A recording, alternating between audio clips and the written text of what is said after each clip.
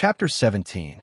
When Xiao Xian went back, the kids in the orphan cave had already returned from the river. Today's harvest was quite good. Judging from the smiles on their faces, Xiao Xian knew that two groups were competing to see who could catch more fish. Xian, someone came to trade with you just now. You weren't here, so they said they would come back tomorrow. Tu, who was sitting next to Xiao Xian and weaving straw rope, said. Back in the cave, Tu was rather timid and skinny. But during this period of time, he had become much more relaxed and energetic, and gradually became more talkative. Okay, I got it. Xiao Xian nodded. It must be someone in the tribe who wanted to go fishing. After gaining some experience, they came to Xiao Xian to trade for the floating black block. At night, the two moons hanging in the sky were even darker. The crescent moon was so thin that only its dim arc could be seen. Looking out of the vent, it was pitch black near the cave.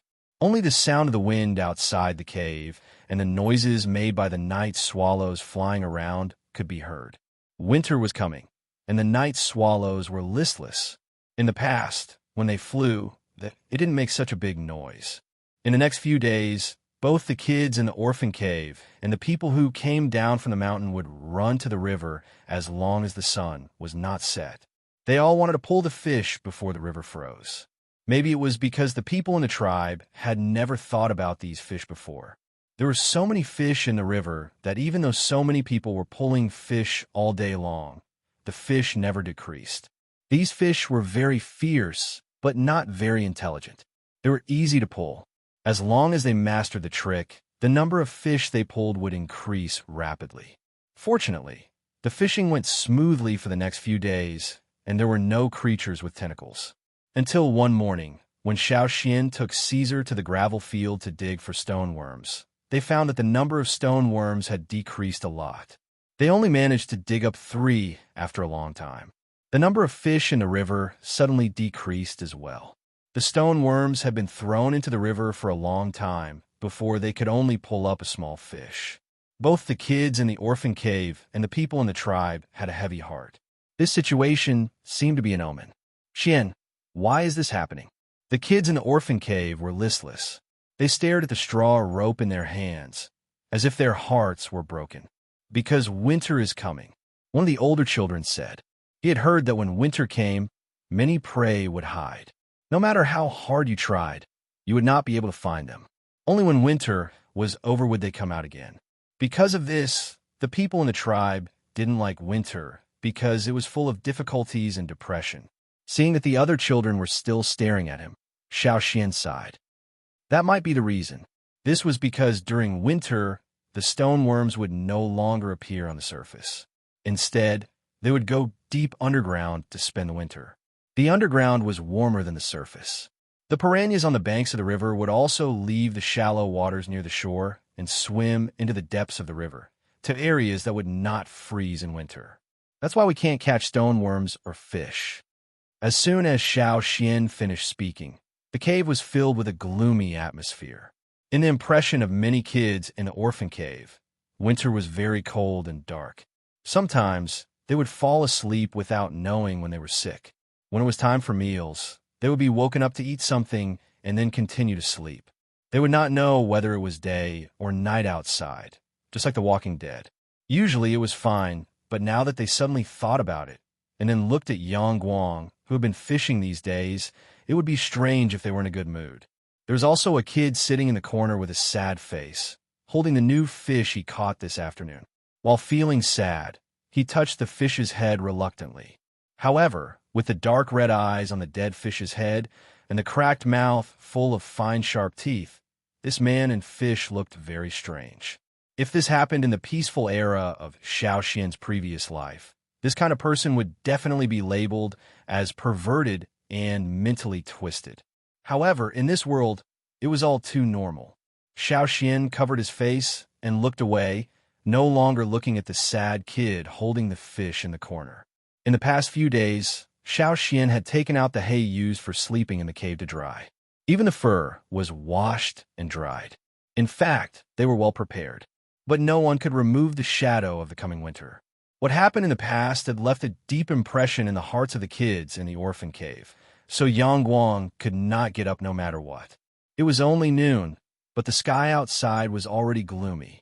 While Xiao Xian was thinking about what to do in winter, Stutterer, who was sitting beside him, came over. Xian, I want to Stutterer held back for a long time before he could express his thoughts clearly. Stutterer had a younger sister. When Stutterer lost his parents and was sent to the orphan cave, his sister was adopted by a family on the mountainside. The tribe valued girls more, and people who adopted girls could get more subsidies from the tribe. Most of the people in the tribe would awaken their totemic power. Boys would awaken their totemic power when they were about 10 years old, or not much later than 15 years old.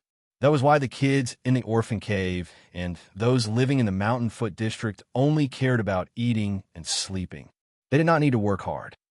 As long as they did not starve to death or die of illness, they would naturally become totemic warriors when they were old enough. Compared to boys, there were fewer girls who awakened their totemic power. Nearly 1/3 of them would never awaken their totemic power.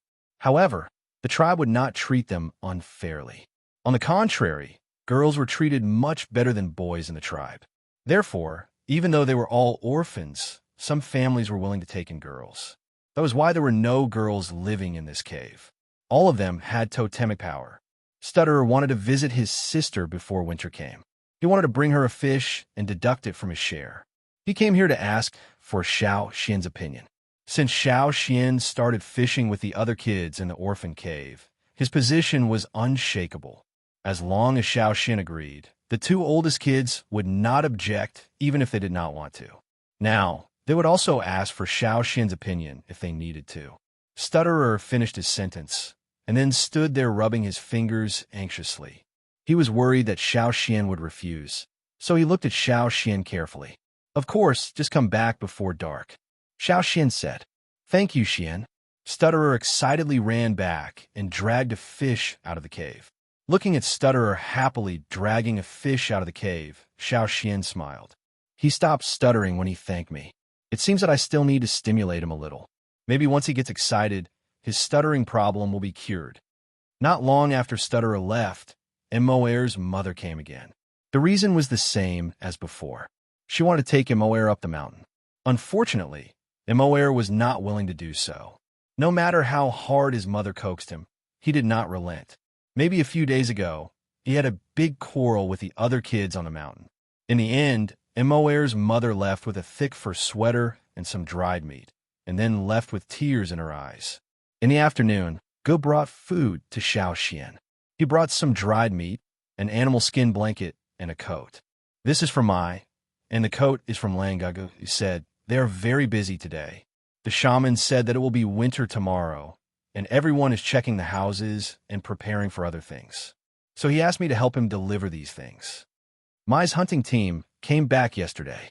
They finished the last hunting mission of the year before winter, and they had a rich harvest. Yesterday, Xiao Xian saw that they were carrying or dragging enough game to survive the winter.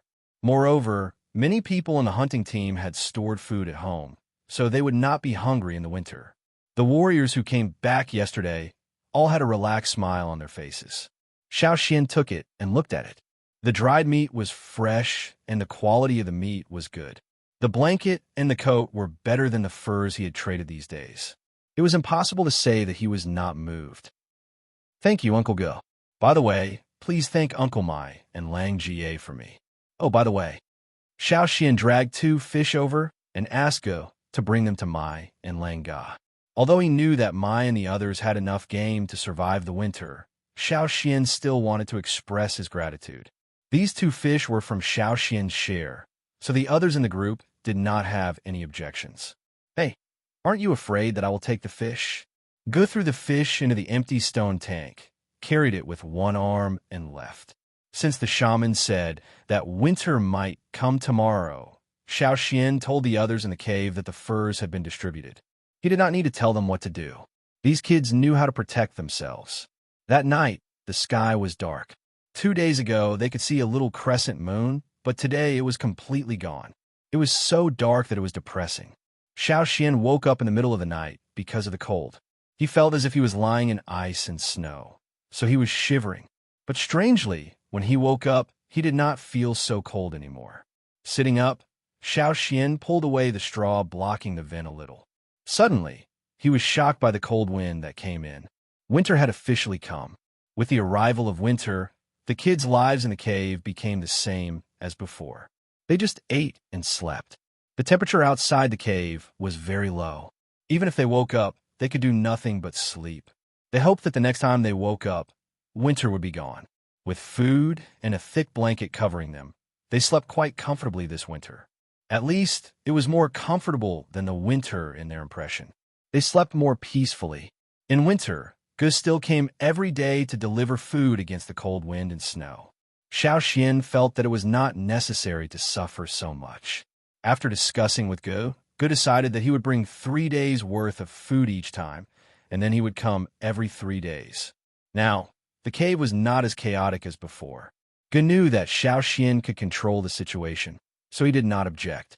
He even left a lighter for Xiao Xian so that Xiao Xian could light the fire. In fact, there were other things to do in winter. For example, the tribe sent people to teach literacy and counting. As usual, there would be people coming every 20 or 30 days. Winter was as usual. Today, it was time for the teachers to come again. The day before, Gu had sent a message to Xiao Xian, asking Xiao Xian to be prepared. Otherwise, the kids in the cave would all fall asleep and miss this rare learning opportunity. Therefore, when the old hunter who was in charge of teaching the children lifted the curtain and entered the cave, before he could feel the warmth from the bonfire in the cave, he saw that the children who were supposed to be sleeping on the ground were all sitting there energetically. Their eyes were shining, and he couldn't help but shiver. Because he lived in the mountain and was delayed by other things, he had not been here for nearly 40 days. Therefore, he did not know much about what had happened down in the mountain. Yesterday, he went to Gu to ask about the situation in the cave. It was just a routine question, but he did not expect that the cave had changed so much in just 20 days. Yesterday, when he heard that Xiao Xian, who was less than 10 years old, was in charge of the cave, the old hunter was very dissatisfied. Wasn't this bullying? Were the kids in the cave easy to get along with? When he went to teach in the cave before, only Xiao Xian was serious about learning. The old hunter had a good impression of Xiao Xian. When Gu explained, he did not believe it. Now that he saw the situation in the cave with his own eyes, it seemed to be different. Under the abnormally eager gazes of more than 20 pairs of eyes, the old hunter walked in stiffly and sat on the stone stool that he used to sit on. He took out a piece of animal skin with numbers written on it and checked it against the light of the bonfire. He cleared his throat after confirming that it was the right piece of animal skin.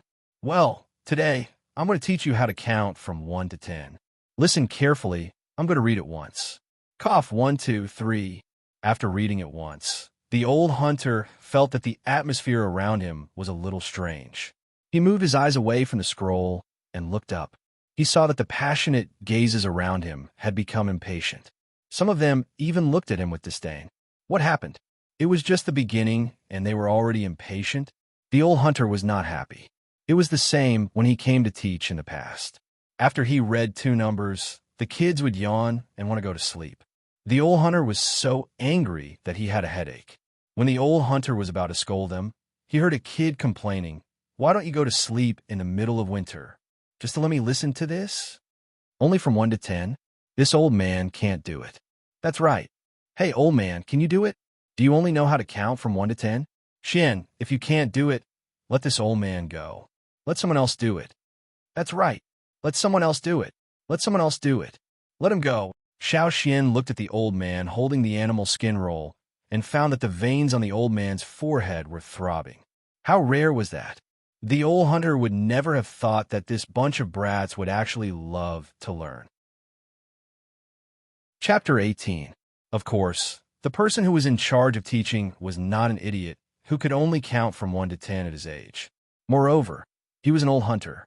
Even if he did not know much about other things, he was definitely good at counting. It was a necessary knowledge to go out hunting, and the competition between hunting teams also required numbers. Knowing that the kids in the cave could almost count from 1 to 30, the old hunter was surprised but also happy and gratified. He loved teaching, but it was a pity that the kids in the mountain did not need his guidance at all. It was rare for him to be in the mood, so he taught with all his heart today. Now that they could learn more numbers, the noisy cave quieted down. They no longer clamored for a replacement, and the little cubs all pricked up their ears to listen. Xiao Xian mainly read the language of the tribe, while the kids learned more numbers. The most boring one in the cave was probably Caesar, who was sleeping on a straw mattress. When the old hunter left, he was not satisfied yet, and he was reluctant to leave. In the past, he would only come here 2 or 3 times in a winter, but now he had a great time teaching. Even if he wanted to come a few more times, he could not go down the mountain every day. After some consideration, the old hunter kept the animal skin in his hand. It was not the one he took out at the beginning, but a bigger one with more numbers and words. He asked Xiao Xian to keep it, and anyone who wanted to see it could go to Xiao Xian. The vents in the cave had been blocked with straw, so no light could come in. Since winter came, the cave had no difference between day and night, so it was impossible to have a fire burning all day long. There was some firewood in the cave. 2 days ago, some warriors brought it here, but it was not enough to burn all day long. Xiao Xian looked at the fire and thought that if the cave could be brighter, it would be more convenient for him to do anything. Caesar was lying next to Xiao Xian, eating raw fish. He did not like cooked food. The fine fish teeth left behind after eating the fish were not suitable to be made into other tools. They were too small, and they could not go out hunting, so they could not use hunting tools. Xiao Xian made some brushes for Caesar and combed his own hair. There were combs in the tribe, but the kids in the orphan cave were not interested in combing their hair. Their image was not as important as food. Both men and women in the tribe had long hair and short hair. Those who didn't like long hair cut their hair short with a knife. However, no one in the cave cut the hair of the children, so all of them had messy hair. The slightly bigger fish teeth were fought over by the children in the cave to make necklaces. It was a way for people in the tribe to show off their hunting abilities by using the horns or teeth of the prey as decorations. Some warriors would give these ornaments to their beloved girls to please them. Women would also compete with each other to see whose necklace was of higher quality and whose feathers were more ferocious. The more powerful the prey was, the more envied by the tribesmen. Naturally, children would compete with each other. Most of the necklaces worn by the kids in the Mountain Foot district were made from the horns, teeth, or some part of the bones of the hunted animals. Many kids in the orphan cave had lost their parents long ago, so no one gave them such ornaments. Every time they went to the tribe, they would envy the other kids who wore such ornaments. This was one of the reasons why they often fought with other kids in the tribe. But now, they could make necklaces with the teeth of the prey they caught. How could they not be happy? Now, they also had necklaces, which were not worse than the ones worn by the other children. The reason why these children liked fish so much was also related to the fish tooth necklaces. Xiao Xian did not compete with them for the fish teeth. He gave the bigger ones to the other children. Stutterer brought a fish tooth with him when he visited his sister. It was even bigger than the ones he had. It was not easy. While Xiao Xian was thinking about how to improve the situation in the orphan cave, the children in the orphan cave were not so worried. Every day, other than sleeping, they would sit by the fire and talk about the experience of counting when they ate. Emoer also practiced his knife skills every day. He had already mastered counting, so he knew more words than the other children in the orphan cave. Every day, when the fire was lit, he would practice his knife skills in a corner. He would throw a stone into the air and then swing his knife. After all, there was no night swallow for him to practice. After eating, the children in the orphan cave fell asleep one by one. The wood in the fire was almost burnt out. Xiao Xian added another piece of wood to the fire. When the other end of the wood was burning, he took the burning wood and walked deep into the cave. That day, when he checked the cave, he found a stone room piled with miscellaneous things. The room was very messy. The stone pot used by the children in the orphan cave was also found by Xiao Xian from there. Except for the stone pot, Xiao Xian did not pay much attention to anything else. Since he had nothing to do today, he took the torch and went there to see if he could find something useful. Although the ventilation of the sleeping place was blocked, there were still some small cracks and openings in the cave that connected to the outside. As he walked deeper into the cave, he could feel the cold wind blowing. Fortunately, the wind was not strong, so the flame only jumped a few times and would not be blown out. Xiao Xian wrapped himself in the animal skin coat and continued to walk in according to his memory. Caesar followed closely beside him. There were many stone rooms deep in the cave, which were distributed in the shape of branches. The stone room piled with miscellaneous things was the second to last one on the right. It was quite big. The ventilation of the stone room was blocked. Xiao Xian took the torch and looked through the miscellaneous things here. Some of the items had been used before, but later the children in the orphan cave were too lazy to use them. They just waited for the tribe to distribute the food, so these tools and miscellaneous things were all piled up here and covered with dust.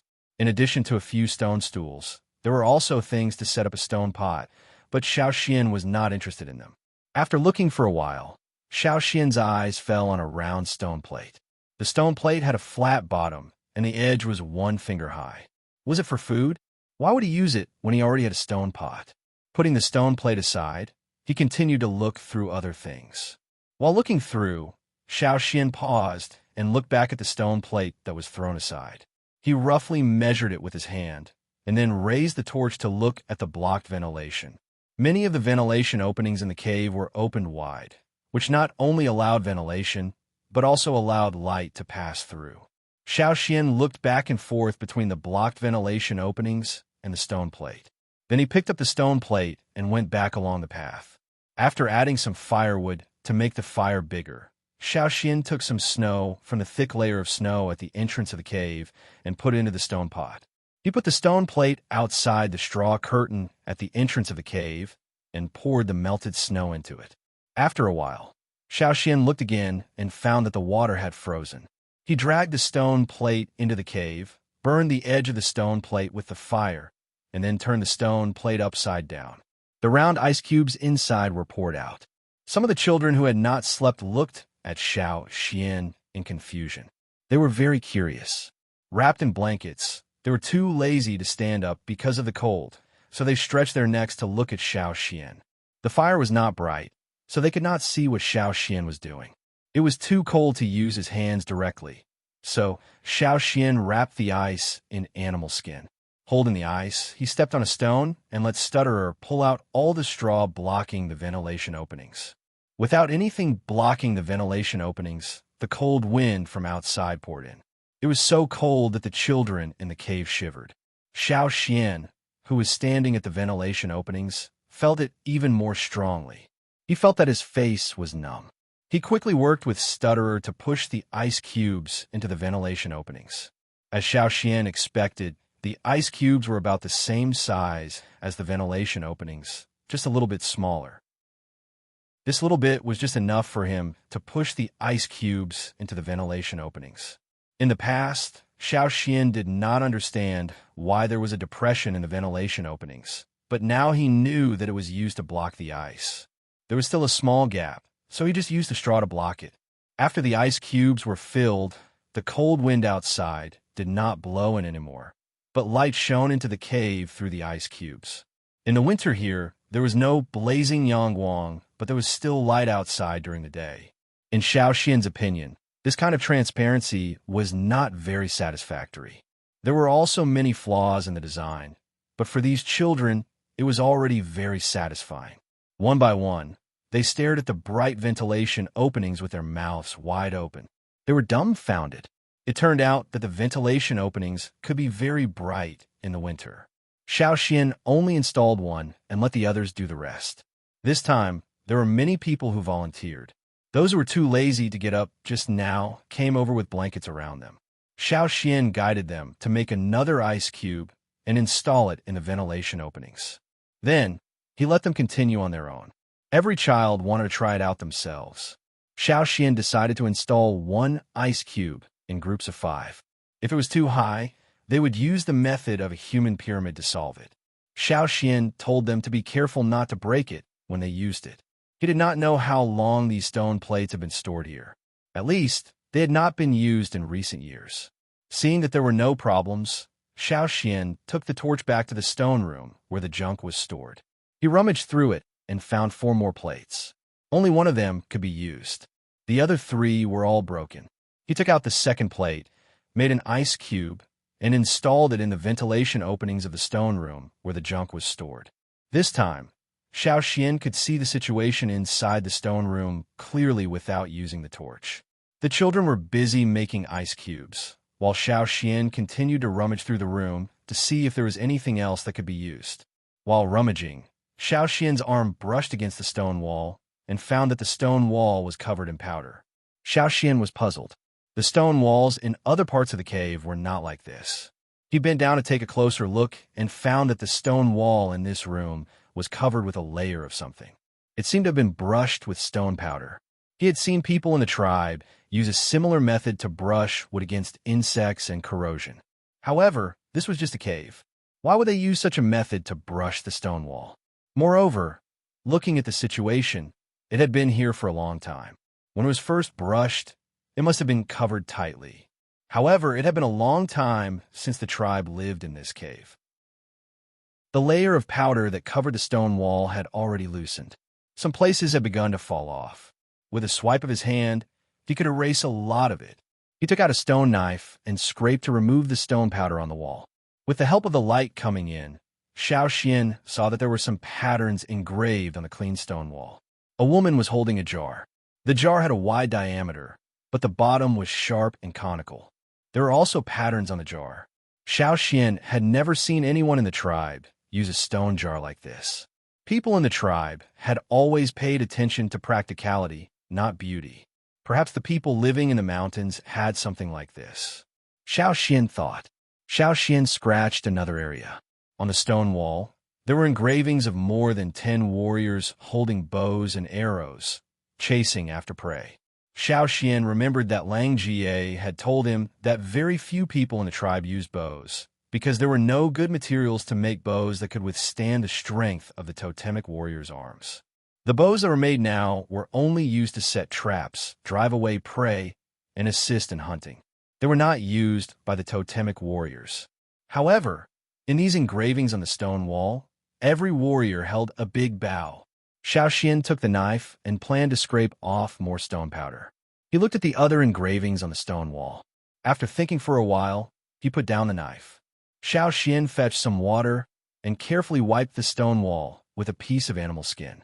He felt that the engravings on the stone wall might tell him a lot of interesting things. Chapter 19. It was still snowing heavily outside the cave, and a thick layer of ice had already formed by the river. Few people in the tribe went out. If you stood outside and looked around, all you could see was white. There was a fire in the cave, and the atmosphere was different from before. After the ice was installed, the cave was much brighter, and there was no need to feel the cold wind. This feeling was very novel to the children in the cave, and they were in a state of unusual excitement for 2 days. They sat around the fire, looked at the words on the stone wall, and discussed with each other. Xiao Xian wrote the words on the animal skin scroll left by the old hunter on the stone wall. During the day, there was light coming in, so he could see the words on the stone wall clearly even without the help of a fire. After learning these, the old hunter would not have to teach from the beginning every time he came. Unlike the others, Xiao Xian stayed in the stone room for 2 days, except for when he was eating and carefully wiped off the stone powder on the stone wall. Xiao Xian had moved the sundries in the stone room to another place, and the paintings on the stone wall took up a large area. When he finally finished cleaning the last corner, Xiao Xian stood up, took a deep breath, and stretched his sore limbs. He took a few steps back and looked at the paintings on the stone wall with the help of the light coming in. The light was not very bright, and some of the paintings were not very clear. Xiao Xian still had to use the torch to see clearly. In addition to the paintings in the 2 places that Xiao Xian saw at the beginning, there were other paintings that surprised Xiao Xian even more. The paintings on the wall also involved farming and animal husbandry. There were people working in the fields, people driving the sheep with whips. There were people wearing fur coats and holding small and fancy wine glasses, people standing on boats and casting nets to catch fish, and groups of women picking vegetables with baskets in their hands. There were even some people riding horses. There was also a painting of an adult running with a child on a horse. Next to it was a painting of a battle or a hunt. This painting was longer than the others, and took up almost half of the left wall. In front of the painting, there was a tall horse, and on the horse was a warrior with a long feather ornament on his head. He was obviously stronger than the others, and his head was held high. He looked very imposing, and should be the leader of these people. Behind the strong warrior, there were several horses galloping behind him. There were also some wolves? No, that's not a wolf. Compared with Caesar, the animals in the painting had long and curled tails. A few of them even had their tails curled upward. Is a hunting dog? Some of the hounds opened their mouths and stuck out their tongues as if they were panting. Two of them tilted their heads to the side as if they were listening to someone. There were also some buildings in the background of these paintings. These buildings were taller and bigger than the ones Xiao Xian had seen in the tribe. Although he had heard that the houses in the mountainous area were much better than those at the foot of the mountain, Xiao Xian simulated it in his mind based on the information he had heard. Even the houses in the mountainous area were not as big as these mansions in the paintings. His sight returned to the painting he saw at the very beginning. The woman in the painting was wearing an accessory on her head, but it was not as simple and crude as the accessories worn by women in the tribe today. Instead, it was more delicate and exquisite. As for the jar she was holding, if those jars were not stone jars, Xiao Xian thought of a possibility: pottery. How long had these paintings existed? If it was about the same age as the stone room, it should have been hundreds or thousands of years. Thousands of years ago, there had been animal husbandry, breeding, and other agriculture, fishing, and pottery. There were also many different kinds of hunting tools.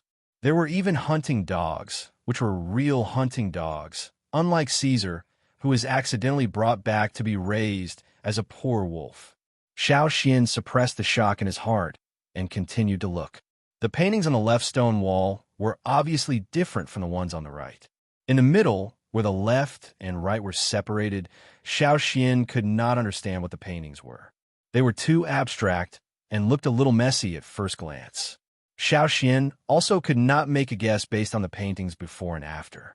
However, it was obvious that after this painting, the style of the paintings seemed to have suddenly fallen from the vigorous and confident state to a state of depression. Many of the paintings revealed a sense of bleakness and desolation.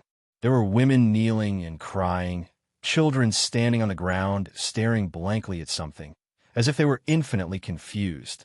The background of the paintings was not those big houses, but the cave where Xiao Xian was now. There were no more agricultural and livestock raising, no more women carrying baskets to gather food, no more riding and shooting, no more hunting dogs, no more pottery that was much more exquisite than stone tools. No matter if it was the left or the right stone wall, there was a symbol above the paintings, the tribe's totem. The Yinjiao tribe's totem looked like the horns of a double-horned rhinoceros, but the horns were longer and carried flames, just like the tribe's name. Then what was carved on the wall was the Yinjiao tribe.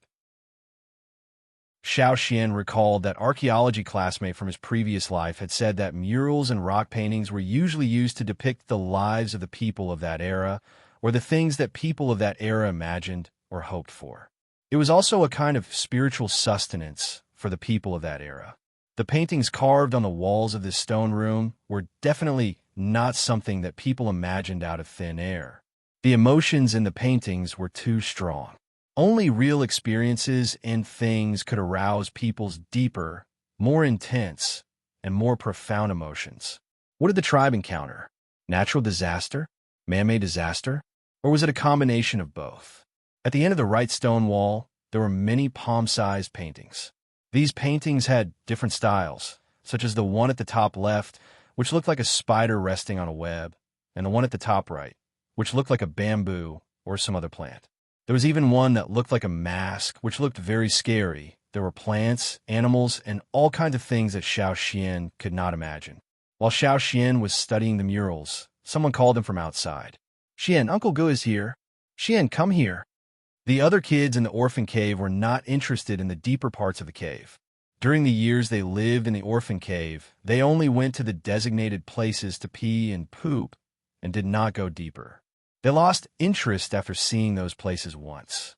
Therefore, the kid who called Xiao Xian did not walk towards him, but shouted directly, Coming back to his senses, Xiao Xian realized that today was indeed the day when Gu would deliver food. This time, Gu also delivered 3 days' worth of food in one go. When Xiao Xian saw him, there was still a lot of snow on Ji's fur coat that had not melted, but Gu did not care at all. His eyes were fixed on the air vents filled with ice, and he was still fiddling with the stone plates in his hands. Obviously, he did not expect that there would be such things in the orphan cave. Since he was responsible for delivering food, the orphan cave had always been dark in winter. He had heard that there were similar things in the orphan cave before, but he had never seen the kids use them. Plus, the orphan cave was in bad condition before, so he did not ask too much. He did not expect that he would be able to see them today. He asked the other kids in the orphan cave to help unload the food. Now that there was enough food, the kids in the orphan cave did not fight for it like before. After hearing Xiao Xian's words, they all went to help. Then Xiao Xian distributed the food according to groups. As for how to distribute the food, he did not need to worry about it. Today, Xiao Xian did not let Gu leave immediately. Instead, he asked Gu to tell the kids about the tribe. After all, Gu had nothing else to do after delivering the food. Xiao Xian just wanted to get more information from Gu to see if he could connect it with the paintings on the stone wall. Unfortunately, what Gu said was similar to what Xiao Xian heard from the Lang Jie and the others. There was nothing he wanted to know. Gu drew a pattern on the ground with a charred twig. Xiao Xian knew that Gu glanced at him several times. Obviously, Gu had seen what he was drawing, but he did not show any abnormality. Apparently, Gu did not recognize this pattern. What Xiao Xian drew was one of the patterns with different styles on the right wall of the stone room. Gu could be considered as a senior warrior in the tribe, but he did not recognize this pattern. Xiao Xian sighed in his heart. It seemed that it would be difficult for him to know more about the paintings on the stone wall. Actually, at the end of the painting on the right side of the stone room, there was a sentence below the pictures of different styles. However, Xiao Xian didn't recognize some of the words and couldn't connect the rest of the sentence.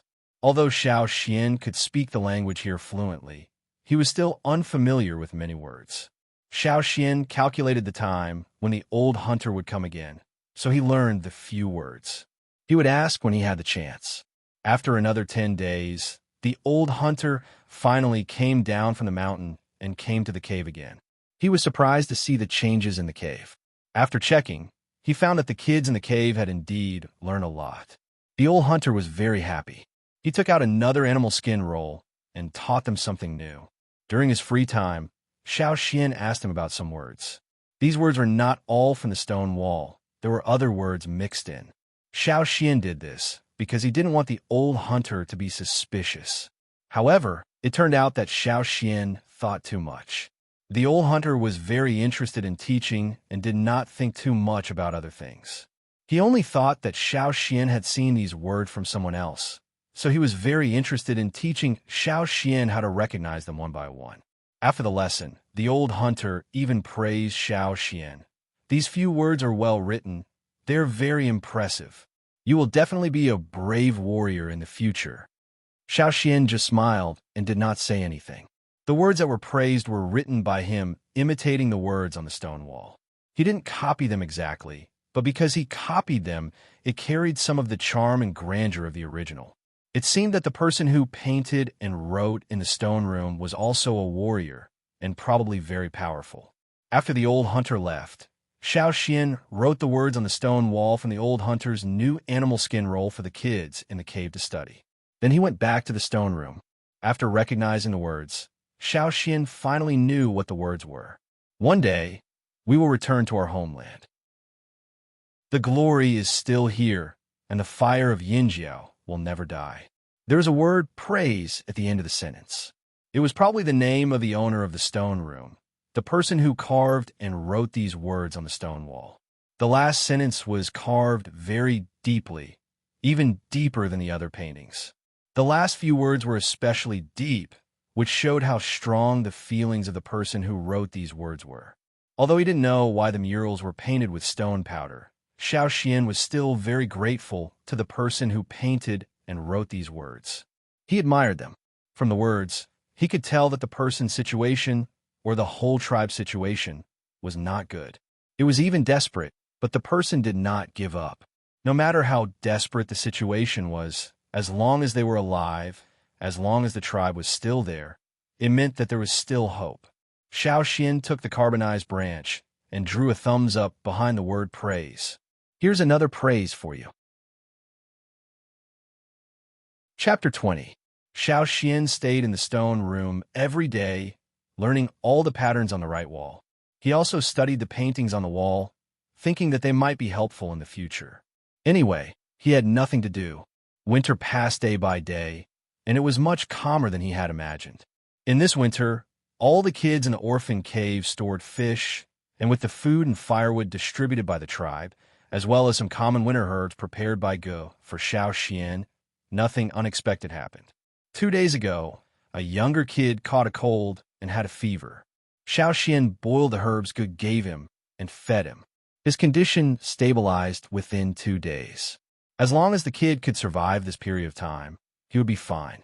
If his body was too weak, the herbs would be useless, and he would disappear from the world like the original body of Xiao Xian.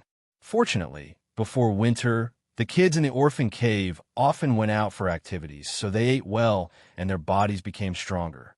The morbidity rate was not as high as in previous years. In the stone room, Xiao Xian put a fur mat on the ground. Sometimes when he studied the murals too late, he would directly sleep here. Drawing a pattern on the ground with his finger, Xiao Xian sighed after finishing one. 2/3 of the winter had passed, and there were still about 20 or 30 days left. If he could survive this, he would feel much better. Staying in the orphan cave every day made him feel like he was going to get moldy and rusty. He felt listless. While he was thinking, Caesar, who was lying next to him, moved his ears and looked outside the stone room. Then Xiao Xian heard Ji's voice. Today was not the day he had promised Ge to deliver food. Was it because he had been thinking too much in the stone room that he remembered wrongly? With doubts, Xiao Xian walked out of the stone room and went to have a look. "Uncle Ge, what are you doing?" Xiao Xian looked at the triangles he had drawn on the stone wall to keep track of time. Because Ge came every 3 days, Xiao Xian did not use the word zheng to keep track of time. Instead, he drew triangles. However, there was still 1 stroke left for the last triangle, which meant that Ge would come tomorrow. Ge stood next to the bonfire and shook off the snow on his clothes. He took out a roll of animal skin and said, "I'm looking for someone. Call all those who are over 11 years old here." Xiao Xian took the scroll and looked at it. There were 7 names written on it, including Stutterer and Butcher. The two seemed to have thought of something, and their eyes lit up as they looked over in anticipation.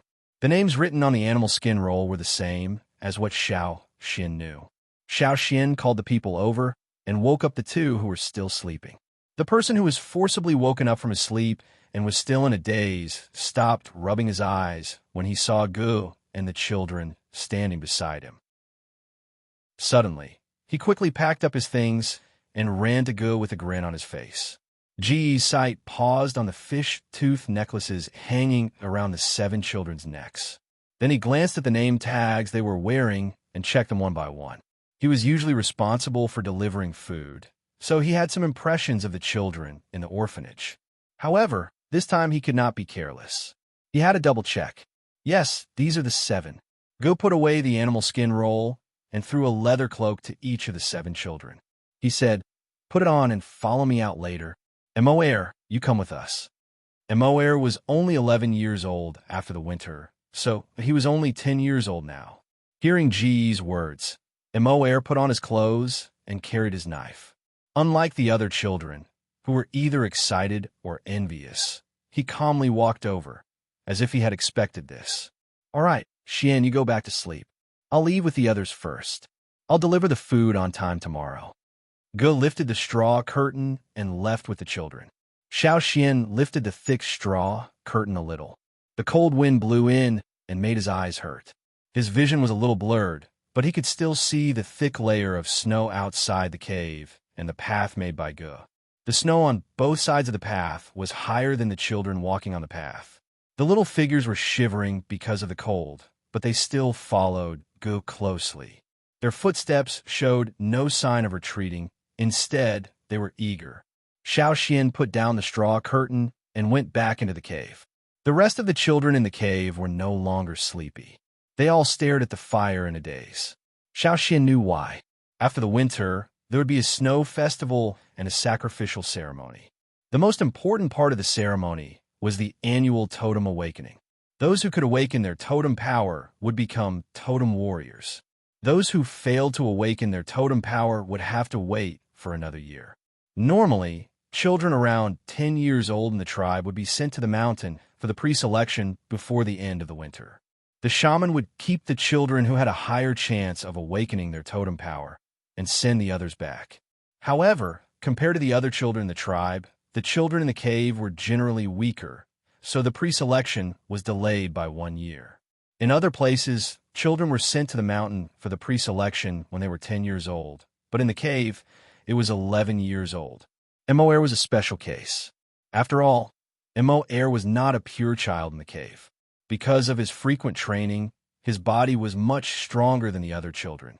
The children who followed Gu to the cave were definitely not calm now. They all hoped that the shaman would keep them this time, because as long as they were kept by the shaman, 90% of them would awaken their totem power this time. Even if the remaining 10% failed this time, they would succeed next year. Xiao Xian was only 9 years old now. After the winter, he would be 10 years old. It was still early, so there was nothing for him to do now. After Ge left, he told the other children in the cave to look for him if they needed help. Then he went back to the stone room to continue studying the murals. For days later, when Ge came to deliver the food, he brought back 4 rather depressed children. Among them were Tu and Ba. The 2 oldest children, who were 13 years old, were not here. After the winter, they would be 14 years old. It would be strange if they did not awaken their totem power. The former cave master, Ku, was also 13 years old. He knew some people who lived on the mountainside, so he must have been training this winter. Many warriors believed that the stronger the body before the totem power was awakened, the stronger the power would be after the totem power was awakened. Ku asked someone to take him in during the winter. He could eat better, and he could also learn from the totem warriors. It was much better than staying in the cave. This was also the reason why Ku did not stay in the cave for the winter, but went up the mountain early this year. Don't be sad. It's just a matter of time. Maybe you can become totem warriors next year. Gu comforted the 4 depressed children, put down the food, and left. I really envy them. They are kept by the shaman, and they can learn from him.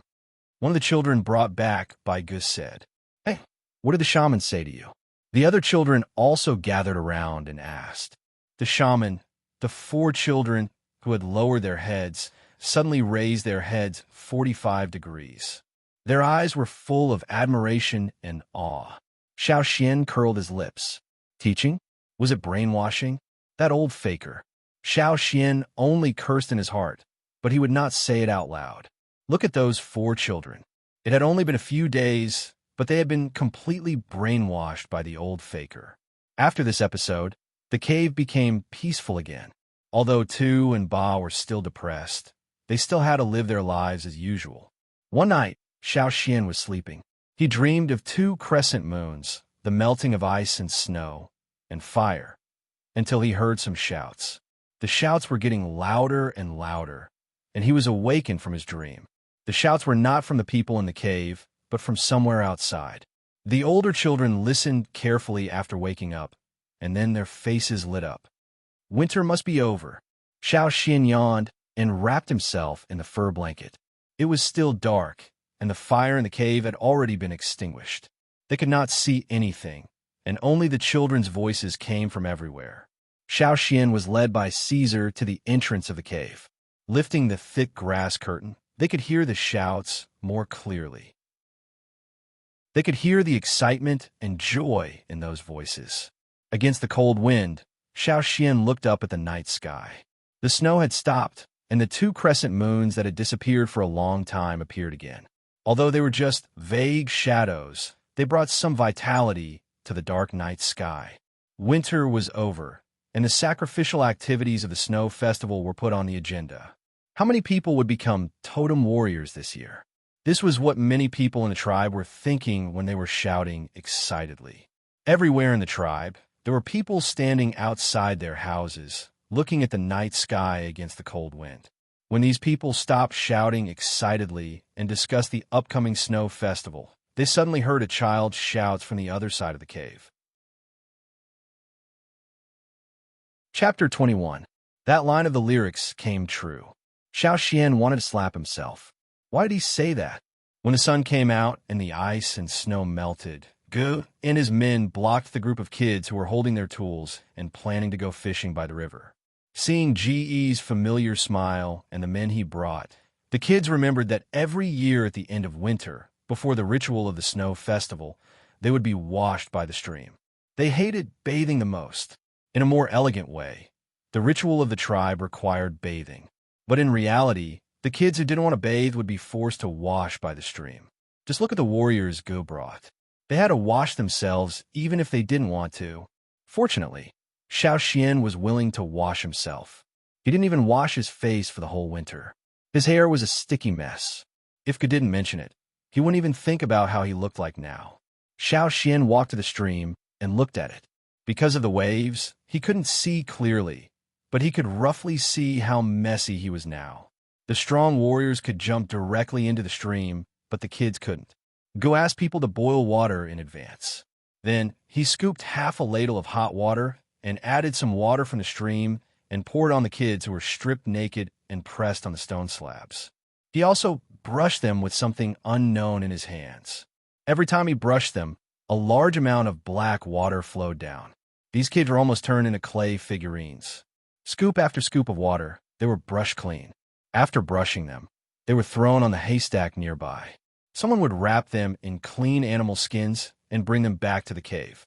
The animal skins that the kids wore before were also taken away by the women in the tribe to be washed. They would only be brought back after they were washed and dried. Xiao Xian's eyelids twitched as he watched this scene. He felt like he had entered a meat processing factory. Seeing Gu looking at him, Xiao Xian immediately said, "I'll do it myself. Give me a ladle." Seeing that Xiao Xian was very cooperative, Gu threw him a ladle and then focused on the other kids. Anyway, none of the kids who survived the winter could escape.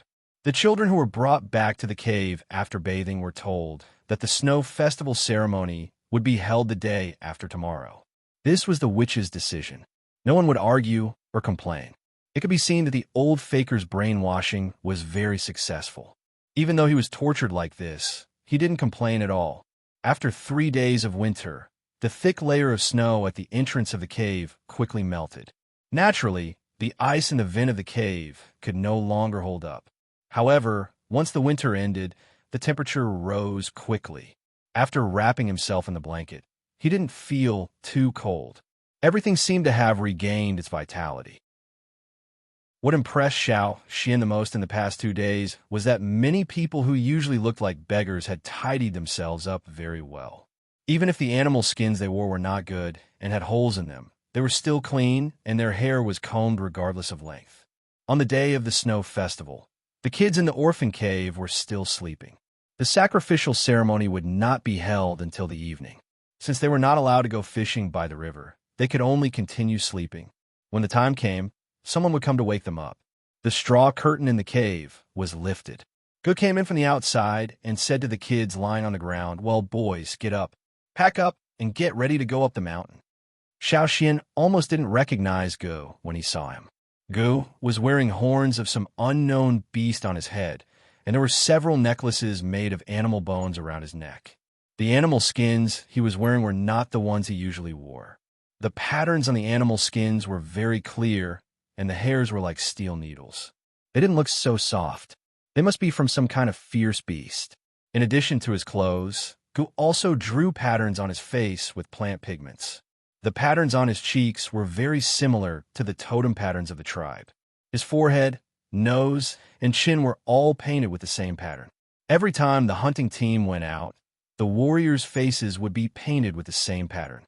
Although the totem patterns would also appear on their bodies when they were hunting, it seemed to be a tradition and a ritual to paint on their faces before the hunt.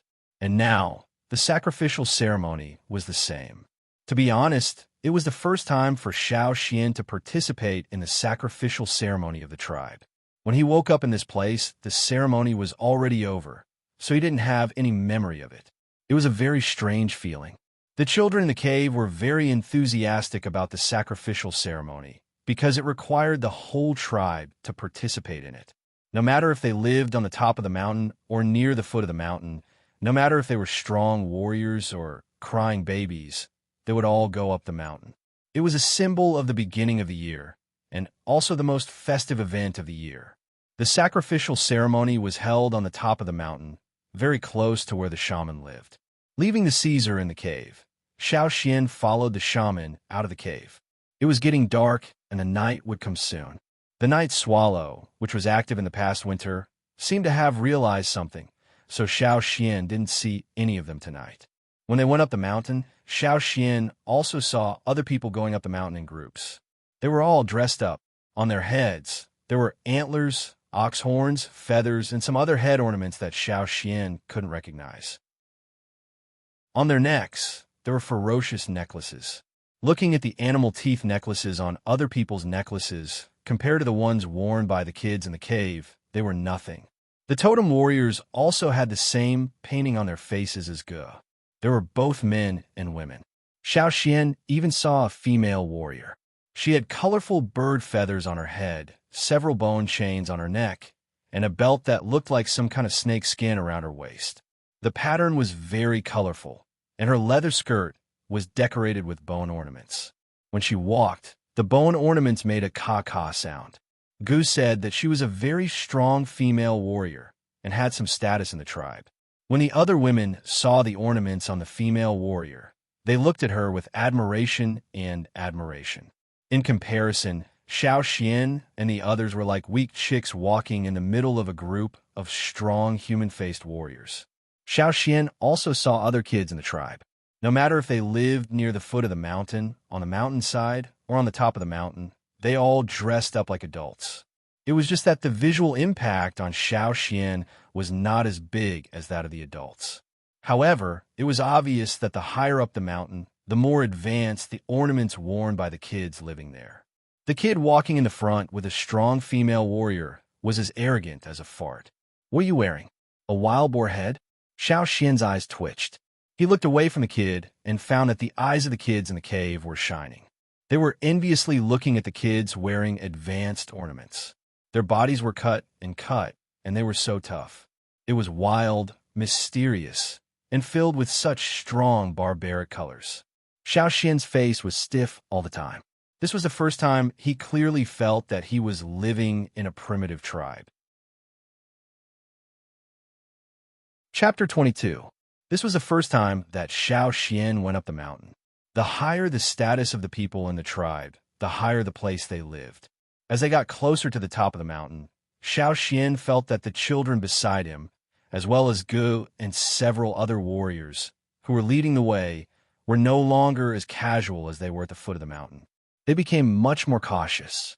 When Xian and the others arrived, there were already many people gathered around the fire pit. People who lived at the foot of the mountain stood far away from the fire pit. According to the distribution of living places, the higher up the mountain, the closer they were to the fire pit. Fortunately, although they were far away, the terrain was high, so they could barely see the situation around the fire pit. How many people were there in the tribe? He didn't know before, but now, Xian had a rough idea. Everyone in the tribe had to attend this ceremony today, no matter if you were sick in bed or had trouble walking. Xian roughly estimated that there were no less than 1,000 people, about 1,500. In Xian's opinion, 1,000 people were not many, but it was the first time that Xian saw so many people after coming to the tribe, so it was very lively. There was an open space at the top of the mountain, with a circular depression in the center. And in the middle of the depression, there was a flame swaying in the wind. The fire pit. This was the first time that Xian saw the fire pit of the tribe. It was very different from what he had imagined. Xian had wondered why the fire pit was at the top of the mountain, because it was the coldest place in the whole mountain. Besides, the tribe already had relatively mature fire starters, so why did they still keep the fire pit? Everyone was full of awe when talking about the fire pit, and looked at the top of the mountain with unshakable piety. People in the tribe said that the fire pit was related to the rise and fall of the tribe. As for how it was related, Xiao Xian had never learned it from others. Now, he could only find the answer with his own eyes. The top of the mountain was large enough for everyone in the tribe to stand. The depression in the middle had a radius of 4 to 5 meters, but the small flame burning in the center of the depression was like an ordinary candlelight. It was not bright and looked as if it would be extinguished by the wind. Moreover, Xiao Xian didn't see any firewood or other combustible materials in the fire pit, nor did he see any combustible materials under the flames. Over there was the fire seed that had existed in the fire pit for a long time. There was a circle of wooden stakes around the fire pit. The stakes were as tall as a person and very thick. There was a stone basin on top of each stake. Fresh meat, fruits, bird eggs, and other things were piled up in the basins. They should be the sacrificial offerings. There were also people standing beside the stakes. Listening to the discussions around, Xiao Xian knew that those people were the strongest hunters in each hunting group. Some of them were young people, and some are almost middle-aged. There were 50 people in total. Those people also had the same patterns on their faces as Gu and the others. The difference was that the patterns on their faces were not only black, but also white and red. They were dressed more solemnly. One of them had a huge antler on his head, which was much bigger than the ones that Xiao Xian saw along the way. The antler almost covered the man's entire body. Except for the warrior with the huge antler, the others were not inferior to him. Xiao Xian thought that what he had seen on the way up the mountain was already exaggerated enough. He didn't expect that there would be even more exaggerated ones here. Suddenly, the discussion around him became quiet. Xiao Xian looked over. It was the chief and the shaman. Wherever they passed, the crowd automatically made way for them. They were especially respectful. The chief also had a thick antler on his head, while the shaman was dressed lightly. He didn't wear anything too exaggerated.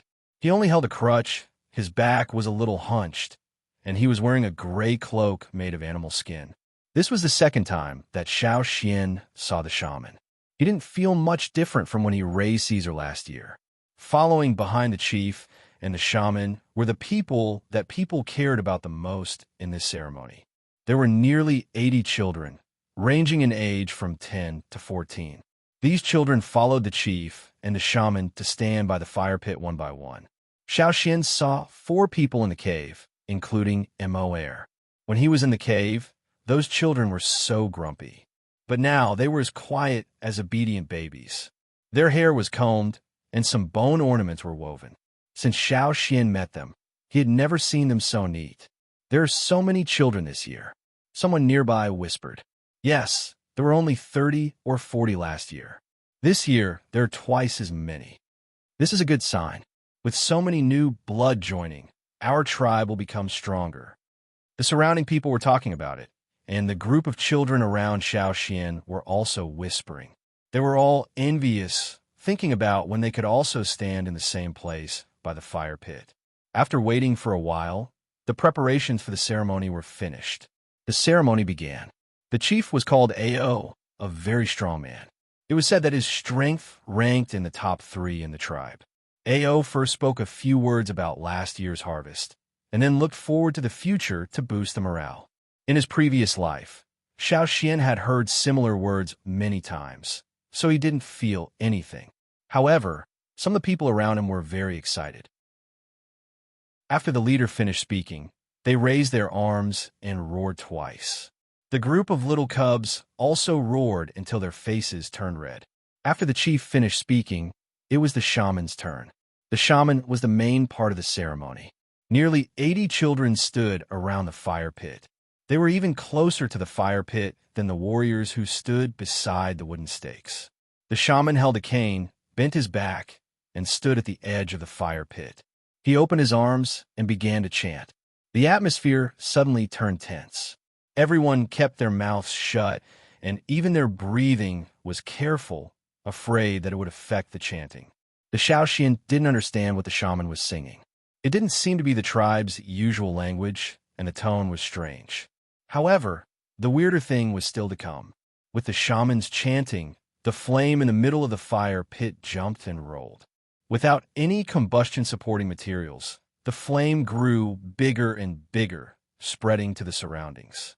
The flame rose higher and higher until it reached the edge of the fire pit and covered the whole sunken fire pit. The flame also jumped to 3 meters high. At the same time, above the flame, a pattern formed by flames gradually appeared, becoming clearer and clearer. The flame formed a pair of horns that were connected at the bottom and curved in the same direction, one inside and one outside. The 2 horns were wrapped in flashing flames. That was the tribe's 2-horn totem. The first of the 3 flames of the fire pit, soaring flame. Soaring flame, the totem appeared. Not only did the totem patterns appear around the fire pit, but the totem patterns on the bodies of all the warriors present also appeared. Everyone stared at the direction of the fire pit with pious eyes. The sky was completely dark, and 2 crescent moons appeared at the 2 ends of the night sky. But at the top of the mountain, because of the raging flames in the fire pit, the surroundings were brightly lit and covered with a layer of red. The shaman's chanting didn't stop, but became louder and louder. Then the sound of drums with a specific rhythm joined in. There were also the sounds of bones and stones hitting. Someone was beating the animal skin drum. The sound of the drum varied, but it was different from the sound of some drums that Xiao Xian had heard in his previous life. The sound of bones, stones, and drumming. The male and female warriors standing beside the wooden stakes also moved and joined in. They followed the shaman's chanting, one after another, with a certain distance between them. They formed a circle around the fire pit, waving their hands and feet and jumping. That was the ancient dance that had been passed down since the founding of the tribe. Xiao Xian remembered the words of his classmate who studied archaeology. Many tribes have their own ancient dances, and it is also a very important part of the sacrificial ceremony of each tribe. It carries the unique ritual of the sacrificial ceremony of the tribe in a specific era, and also conveys the worship of the tribe to their ancestors. Not everyone can learn and dance this kind of dance, and it has to be done according to the ancient teachings passed down in the tribe. But now, those who were jumping around the fire pit were all elites in the tribe, and were also recognized by the tribe to be qualified to dance the ancient dance in the sacrificial ceremony. Although those movements were funny in Xiao Xian's eyes, such an honor was indeed what everyone in the tribe wanted. When he was in the cave, Xiao Xian had heard a lot of kids fantasizing that one day they would become a member of the ancient dance in the sacrificial ceremony. The rhythm of the performance was indescribably strange. The individual notes were either ear-piercing or dull, but when these notes were combined together, they were extremely suitable for the current situation. It made people feel that this was how it should be. At this time, place, and occasion, this was how the rhythm of the music should be. However, compared to the ancient dance and the special rhythm, Xiao Xian cared more about those children standing by the fire pit. When those selected warriors were dancing the ancient dance around the fire pit, the flames in the fire pit rolled up higher, and many flames flew out. Yes, they flew out. Sparks and flames flew out of the fire pit one after another and floated in the air. The second flame of the fire pit, flying flame. None of the children who were closest to the fire pit avoided it. They still stood there respectfully, letting the flames fly to their bodies. Xiao Xian stared at them with his eyes wide open. After the flames flew to the children, they didn't burn them. Even their clothes didn't burn. It was as if the flames directly merged into their bodies. As more and more flames merged into their bodies, the special patterns of totem warriors gradually appeared on some of the children's bodies. The more flames they touched, the clearer and more perfect the patterns became. The boiling flames didn't only touch the children who were selected by the shaman around the fire pit, but also spread to the edge of the gathering place. Many flames floated to the place where Xiao Xian was sitting. Looking at the flames getting closer and closer, Xiao Xian wanted to dodge out of reflex, but he forced himself to calm down. Since the others didn't move, it shouldn't be as harmful as he thought. Indeed, after touching the flames, Xiao Xian only felt a very comfortable warmth, but didn't feel burned. Now Xiao Xian was relieved. He continued to stare at the fire pit, ignoring more and more flames flying to him. The children around the fire pit were the luckiest ones this year. They would obtain abilities from the flames of the fire pit and awaken their totem power. He didn't know whether the 3 children from the orphan cave and Embark, who was only half a person from the cave, could succeed in awakening their totem power. While he was watching, Tu, who was standing next to Xiao Xian, called his name in a low voice. Xian! Xian! What? Xiao Xian came back to his senses. He moved his eyes away from the fire pit, only to find that the children around him were looking at him as if they had seen a ghost. What's wrong? Xiao Xian was confused. He was so absorbed in watching that he didn't pay attention to his surroundings. Several children around him hurriedly stepped back, still looking at Xiao Xian in horror. Tu swallowed his saliva and said, You're on fire, on what? Xiao Xian was still confused. What was he talking about? What am I on fire? You're on fire. Chapter 23. Xiao Xian's first reaction upon hearing Tu's words was disbelief.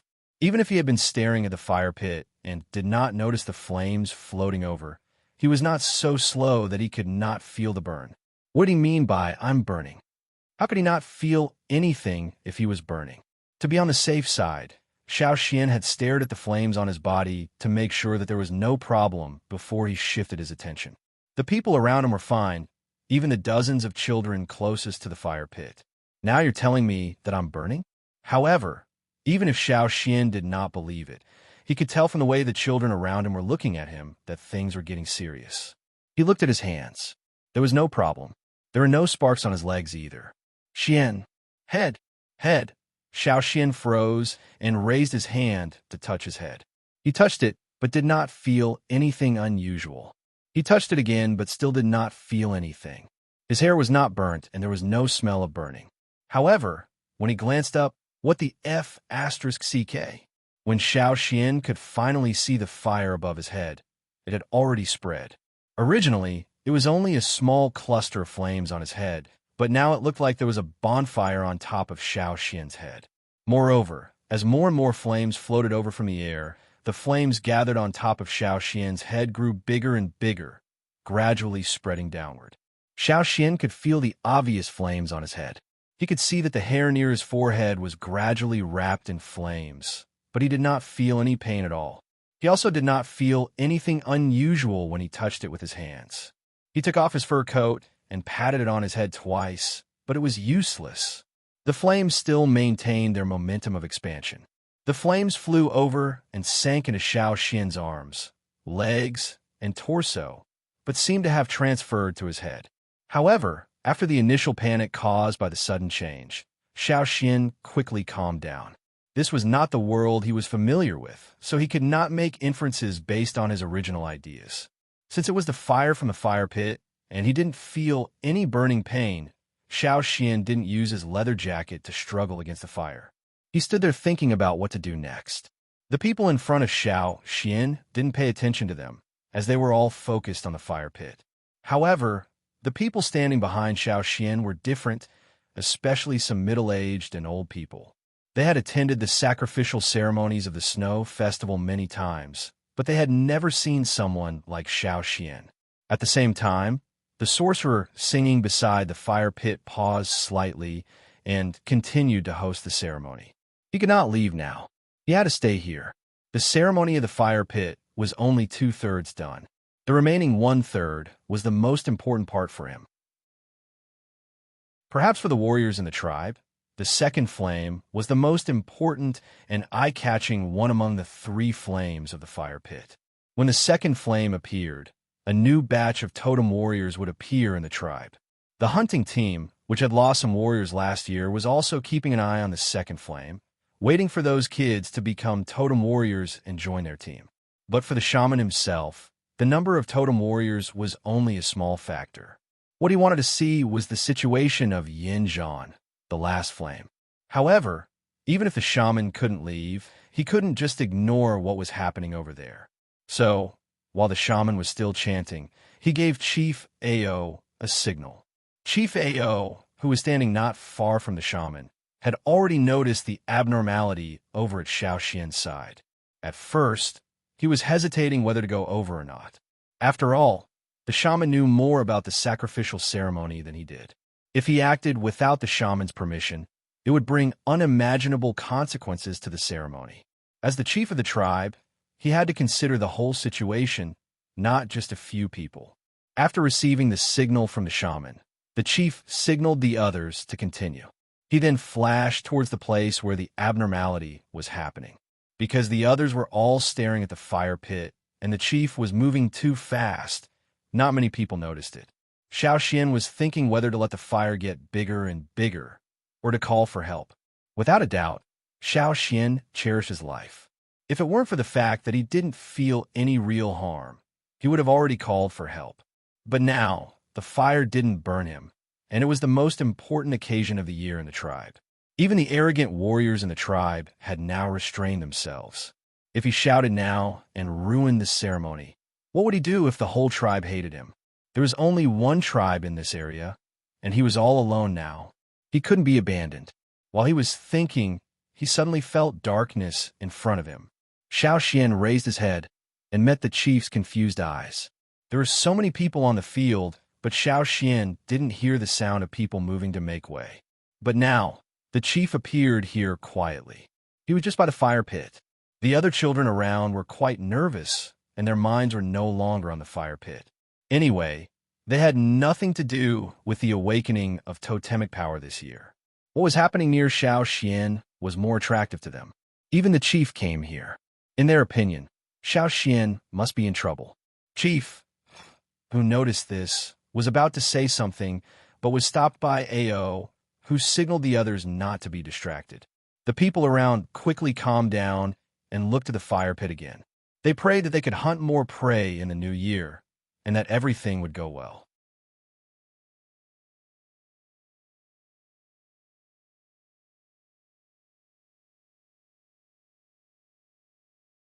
Chapter 24. Because of the Xiao Xian's participation, the ceremony was different from the previous years. Even though the people in the tribe had their own thoughts, they were more concerned about the children who were awakening their power by the fire pit. Sai felt the obvious changes in his body and the totem patterns on his arms.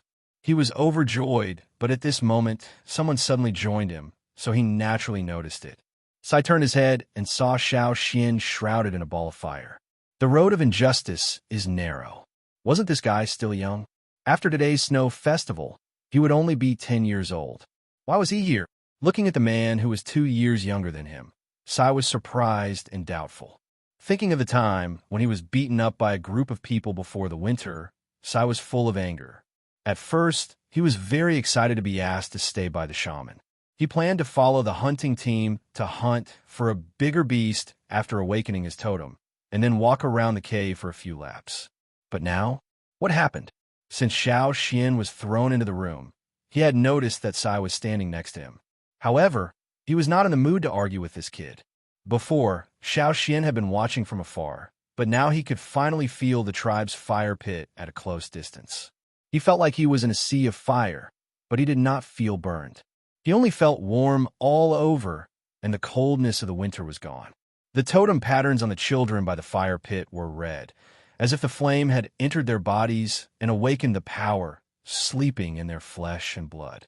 They were more restrained, but Xiao Xian's totem pattern was much fiercer.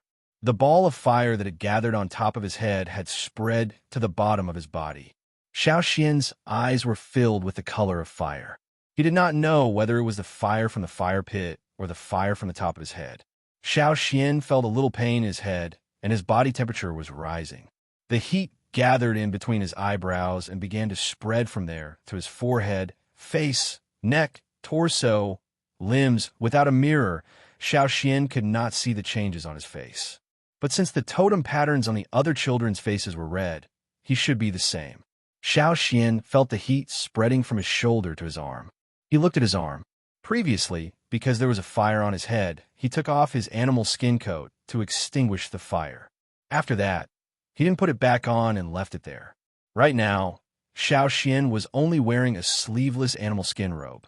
The fiery totemic patterns on his arms could be seen clearly as the heat spread through his body. The flames floating out of the fire pit were getting denser and denser, and the flames in the fire pit were also spreading outwards. The people in the tribe were busy praying at this time, so Xiao Xian was not so eye-catching as he was covered in flames.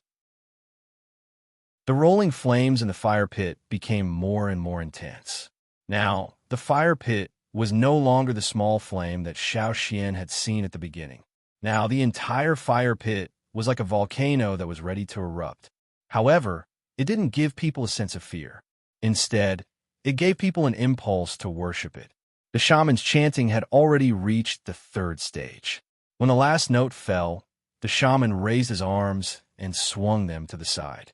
His grayish-white beast skin cloak was instantly engulfed in flames. The third flame of the fire pit, Yanjian. The fire in the fire pit was no longer gentle like before. Instead, it was spreading out like lava. In the blink of an eye, the people on the top of the mountain who were attending the ceremony were drowned, and then it covered the bottom of the mountain. Near the foot of the mountain, Caesar, who was left in the cave, retreated to a corner. He stared at the entrance of the cave and growled in his throat. Outside the cave, there was already a sea of fire. The rapidly spreading flames covered the entire mountain, but it didn't burn any grass or trees here. It seemed harmless, but Caesar, who was hiding in the cave, was extremely afraid. If he could, he would dig a hole and hide in it right now. The night swallow, who had retreated to the edge of the residential area, saw the flames getting closer and closer. They reluctantly flew up again and quickly flapped their wings and flew away. The shaman, who had been standing by the fire pit with a serious expression, couldn't help but show a happy expression. He didn't need to look down the mountain. He could already feel the range of the flames. It was bigger than the range of the flames in the past few years. No, since he took over the position of shaman, he had never seen the third flame of the fire pit spread so far. Auspicious, auspicious, the shaman shouted. Auspicious. The people in the tribe raised their arms and cheered. The fire of Yinjiao will never die. Chief Ao also shouted happily. The fire of Yinjiao will never die. The people in the tribe shouted in agreement. They were all so excited, as if they had been injected with chicken blood. Since the shaman said that the new year would be better, it must be. How could people not be excited and celebrate? The spreading flames lasted for about half an hour, and then gradually began to dissipate from the foot of the mountain to the top. At last, only the flames in the fire pit were still burning and surging. The totem above the flames was still there. After that, the scene was not so serious and became much more relaxed. The people in the tribe needed to vent their excitement, so they gathered together and walked down the mountain, chatting and laughing. When they went back, they found their close friends and relatives to roast some meat and drink some fruit wine. After eating and drinking, they had a good sleep to welcome the new year. Gu also took the children in the cave to walk down the mountain. They didn't need to worry about being attacked by the night swallow. Tonight, no birds or beasts would enter their residence. Of course, the Caesar was an exception. Unlike most of the people in the tribe, Xiao Xian and the other children who had awakened their totemic power had to stay on the mountain for a while. They needed to receive the shaman's second teaching. Of the nearly 80 children, except for 4, all awakened their totemic power successfully. The other 4 children left with disappointment, but when they thought that they would definitely awaken their totemic power next year, they were not so depressed. Xiao Xian and the others stayed by the fire pit. After the other people in the tribe left, they were led to a stone house by a few warriors. This stone house was much sturdier than the wooden houses Xiao Xian saw at the foot of the mountain. It was also much more spacious. 70 children didn't feel crowded inside. After awakening his totem power, it seemed that every breath he took had become much easier. Every muscle and every bone in his body seemed to have been reshaped and was filled with strength. Even if his entire person did not look much different from before, there had already been a qualitative change inside. However, Xiao Xian was still a little depressed. He looked at the other children, who were either talking about their awakening or gesturing with their hands and feet. If it weren't for the others watching, they would have competed with each other on the spot. After carefully looking at the people around, Xiao Xian took a few steps forward and poked the person who was bragging to others. "Hey, you there!" "What?" Sai, who was interrupted, turned around and saw Xiao Xian. He didn't finish his sentence, so he took 2 steps back vigilantly. Perhaps he felt that it was too embarrassing to take 2 steps back, so he took another step forward. "What are you doing?" Sai asked, his eyes still full of vigilance. Before his awakening, he was taller and stronger than Xiao Xian, but he was still beaten down several times. After his awakening, he didn't dare to underestimate Xiao Xian anymore. "After your awakening, did your vision change?" Vision, that is, what you see compared to before your awakening, is there any change? Xiao Xian asked.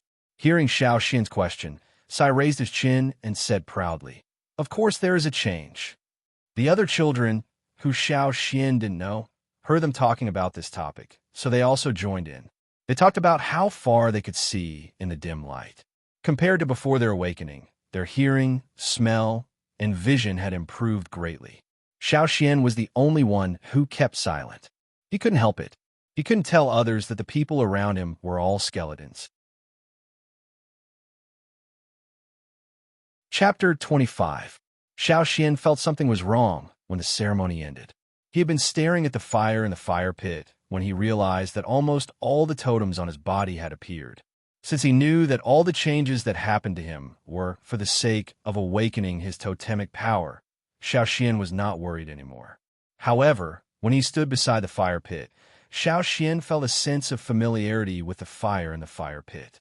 He did not know if the other kids who had awakened their totemic power felt the same as him, so he could not ask anyone for details. So he just stared at the fire in the fire pit and studied it. When the shaman announced the end of the ceremony, Xiao Xian moved his attention away from the fire pit and was about to tease his old enemy Sai. However, when he turned his head, he saw a skeleton standing next to him. Xiao Xian was so scared that he almost kicked it. Looking around, the people walking in the tribe, the warriors who had finished their dance, and the kids who had just awakened their totemic power standing around the fire pit were all skeletons. Xiao Xian could not recognize them. The ones who were talking, walking, and moving their arms and legs were all skeletons. Xiao Xian was confused. He did not know whether it was his problem or all the awakened totemic warriors were the same. When he talked with Lang Jie and Mai, he only knew that the totemic warriors would grow faster after awakening, and their physical strength and reflexes would be greatly improved. However, he did not ask if he could see skeletons. Who would have thought of that? But now, Sai and the little warriors beside him did not mention anything about seeing skeletons. Just now, the two in front of him were talking about a piece of dried meat hanging outside the stone house, and did not mention bones at all. So, it seemed that he was the only exception. He was different from others when he awakened, and he was still different after awakening. What if he saw skeletons all the time? Would the people he dreamed of at night all be walking skeletons? Damn it. Just thinking about it made his hair stand on end. Xiao Xian scratched his head. Now he could only see bones in his arms. He did not see any flesh at all. Mother asterisk her. As for how he recognized Sai earlier, it was because he had fought with Sai many times in the past. His first impression of him was that he was familiar with him. The second reason was his voice. When Sai bragged to others, he was not reserved at all.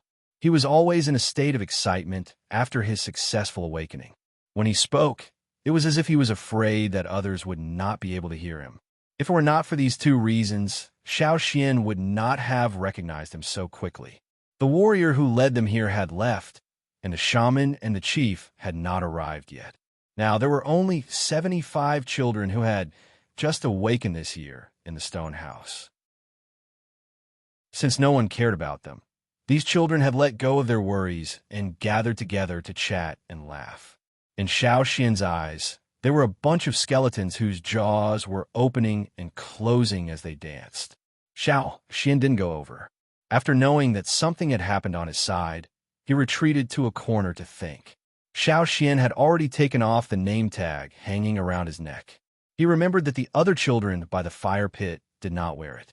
When he entered the house, he took it off and tied it around his wrist.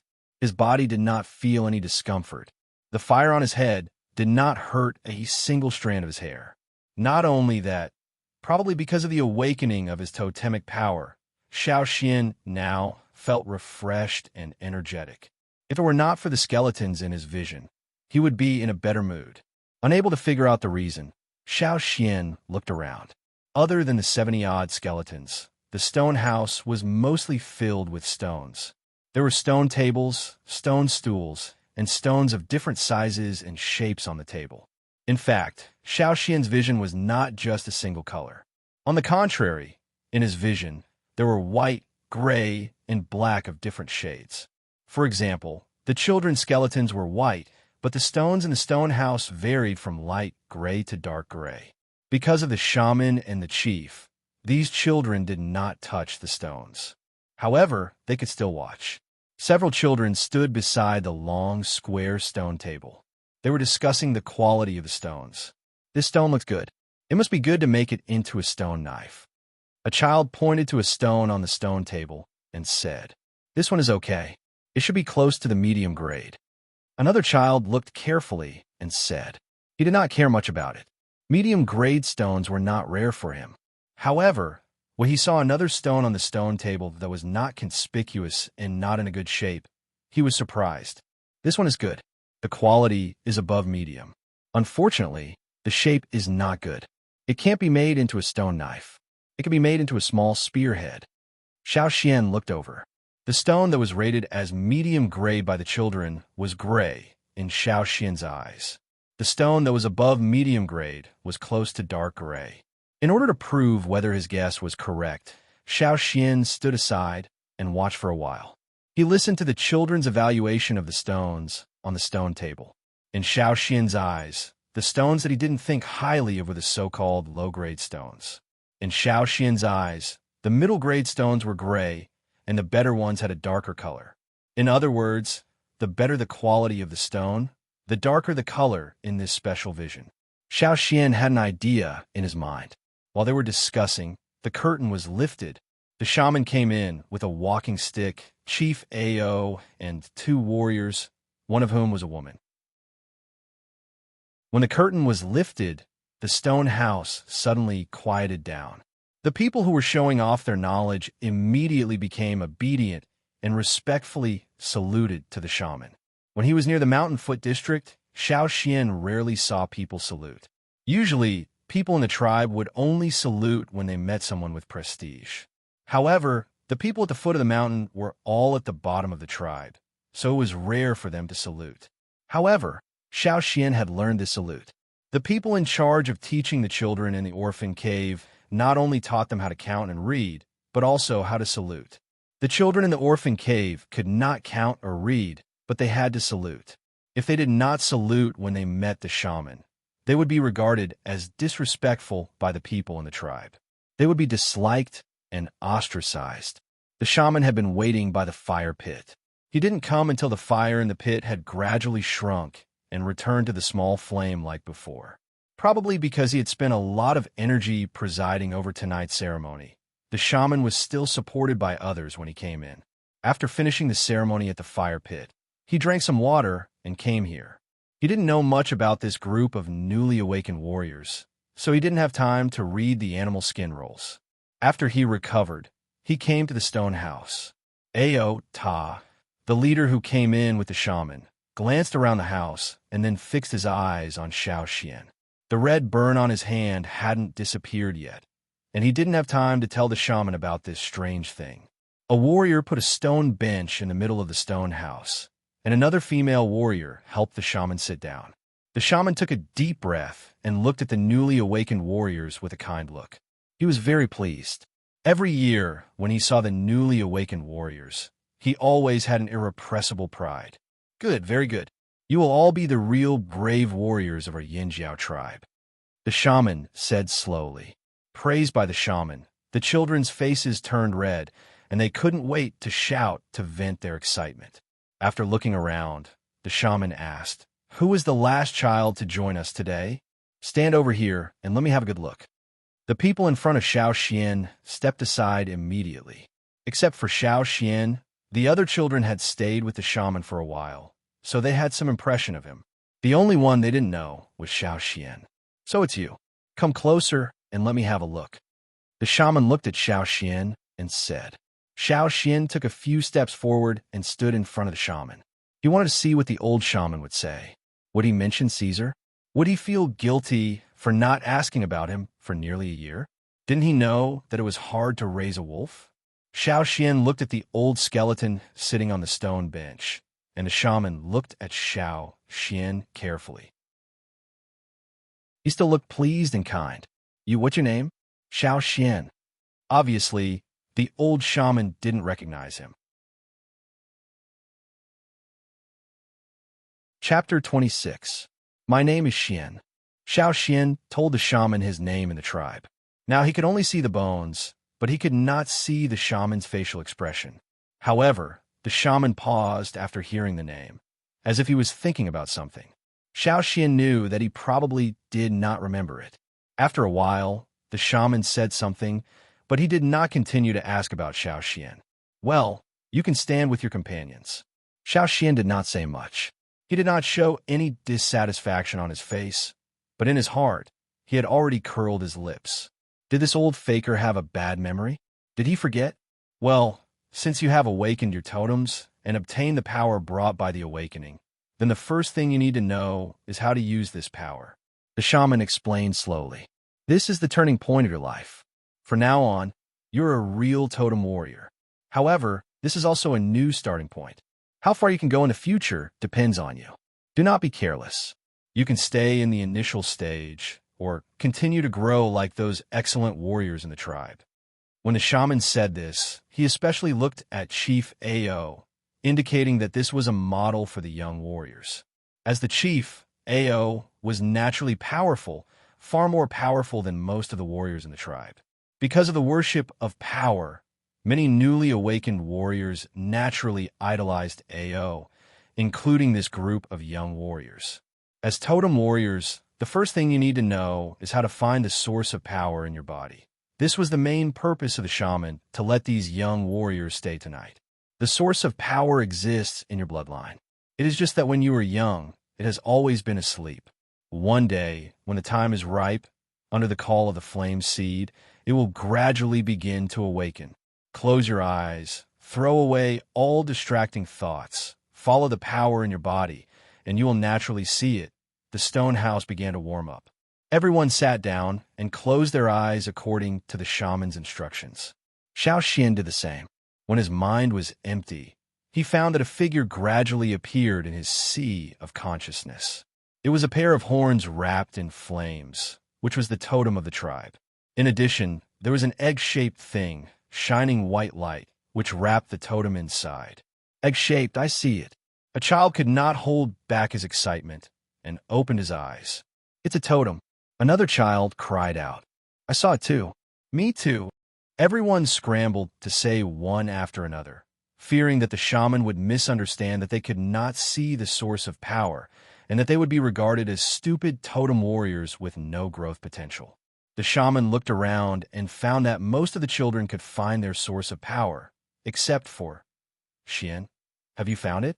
As soon as the shaman spoke, all the other children immediately looked over. When they were chatting with each other, Sai had told them that Xian came from a cave at the foot of the mountain.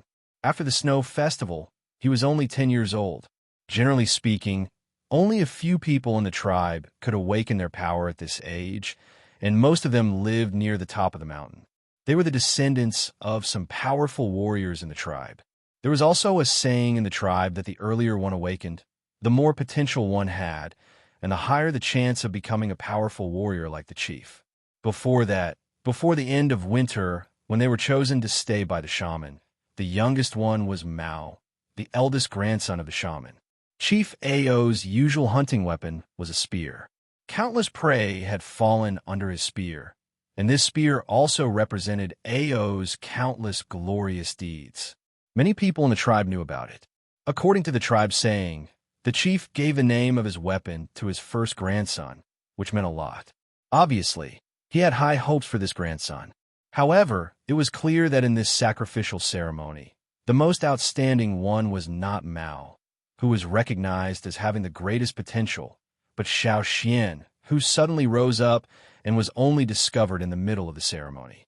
Mao's face was gloomy all the time, especially when he looked at Xiao Xian with obvious provocation in his eyes, as if he could not wait to fight with him first. Unfortunately, Xiao Xian could only see the skeleton and could not see the expression on Mao's face at all. As for the provocation in his eyes, it was completely wasted, as if he was throwing it to a blind man. Hearing the shaman's question, Mao also stared at Xiao Xian, expecting Xiao Xian to say no, so that Xiao Xian would definitely be laughed at by everyone. Unfortunately, Xiao Xian did not let them do as they wished. Hearing the shaman's words, Xiao Xian nodded. I also saw it. It's the same as the totem in the fire pit. Since everyone could see it, the shaman was relieved and continued to spread the knowledge of the origin of the tinder to everyone, while Xiao Xian closed his eyes and looked at the egg-shaped object in his mind other than the totem. Since no one else mentioned anything other than the totem, that was to say this white egg was only seen by Xiao Xian himself. Based on this shape, Xiao Xian could not help but think of the strange stone he had held in his previous life, which could neither leave a mark nor be burned by fire. The more he looked at it, the more similar it seemed. If that was the case, then he had found a reason why he was different from the others when he awakened. Speaking of using the totem power, the shaman called Mao over to demonstrate. Give it a punch without using the totem power. Under the shaman's signal, a warrior next to him took out the stone slab he had prepared earlier. Mao walked out with his chest out. Seeing his grandfather, the chief of the tribe, Ao, giving him an encouraging look, he took a deep breath, clenched his fist, and got ready. He shouted loudly, and at the same time punched the stone slab in front of him. Bang! A muffled sound. The stone slab only trembled a little. Mao frowned slightly and stood still, withdrawing his fist. Xiao Xian felt the pain for him. However, looking at Mao's fist, he found that Mao's finger bones were not injured, and there was no smell of blood. Perhaps even his skin was not broken.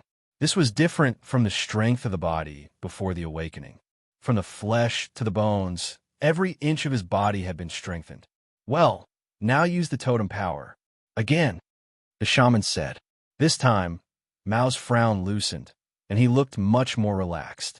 The totem lines gradually appeared on Mao's face, and at the same time, Mao punched again. It was the same punching posture, and it seemed that he had used the same strength. There was nothing special about it, but it gave people a completely different feeling. Bang!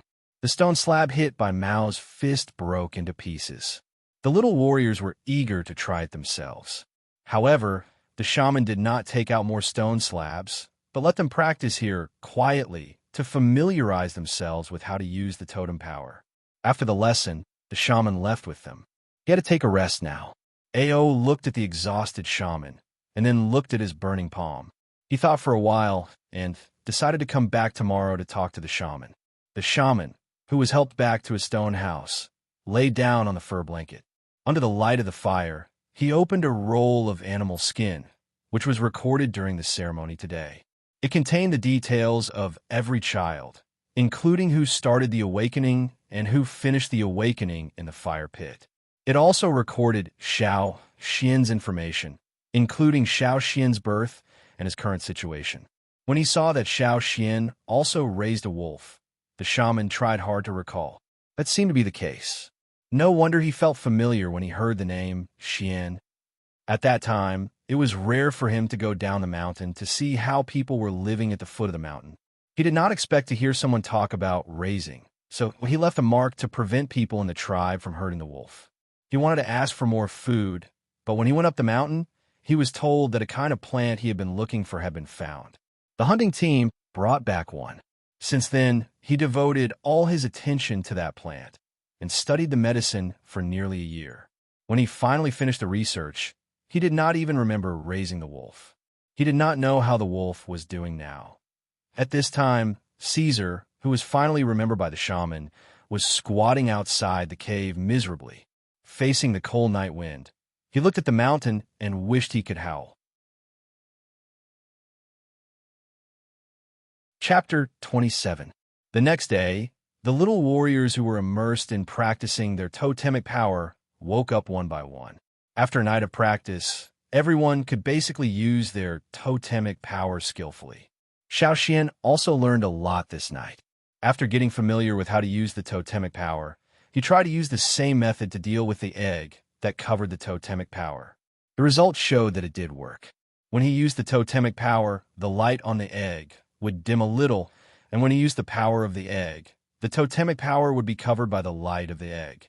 However, no matter which power he used, the totemic power would always be covered by the egg, which could not be changed. Although he could not switch between the two powers in the blink of an eye, at least he could use the two powers freely if he had enough time. He could use the totemic power and the power of the egg separately. And the result was that when Xiaoxian opened his eyes, he no longer saw skeletons. Seeing the familiar world again, Xiaoxian could not help but feel happy. It would be horrifying if he saw skeletons all the time. Fortunately, he could see such a colorful world full of vitality. After solving this big problem, Xiaoxian felt very relaxed. This time he saw many familiar faces, including those in the cave, Emoer, Sai, and some kids he had met several times. It was better to look at their expressions.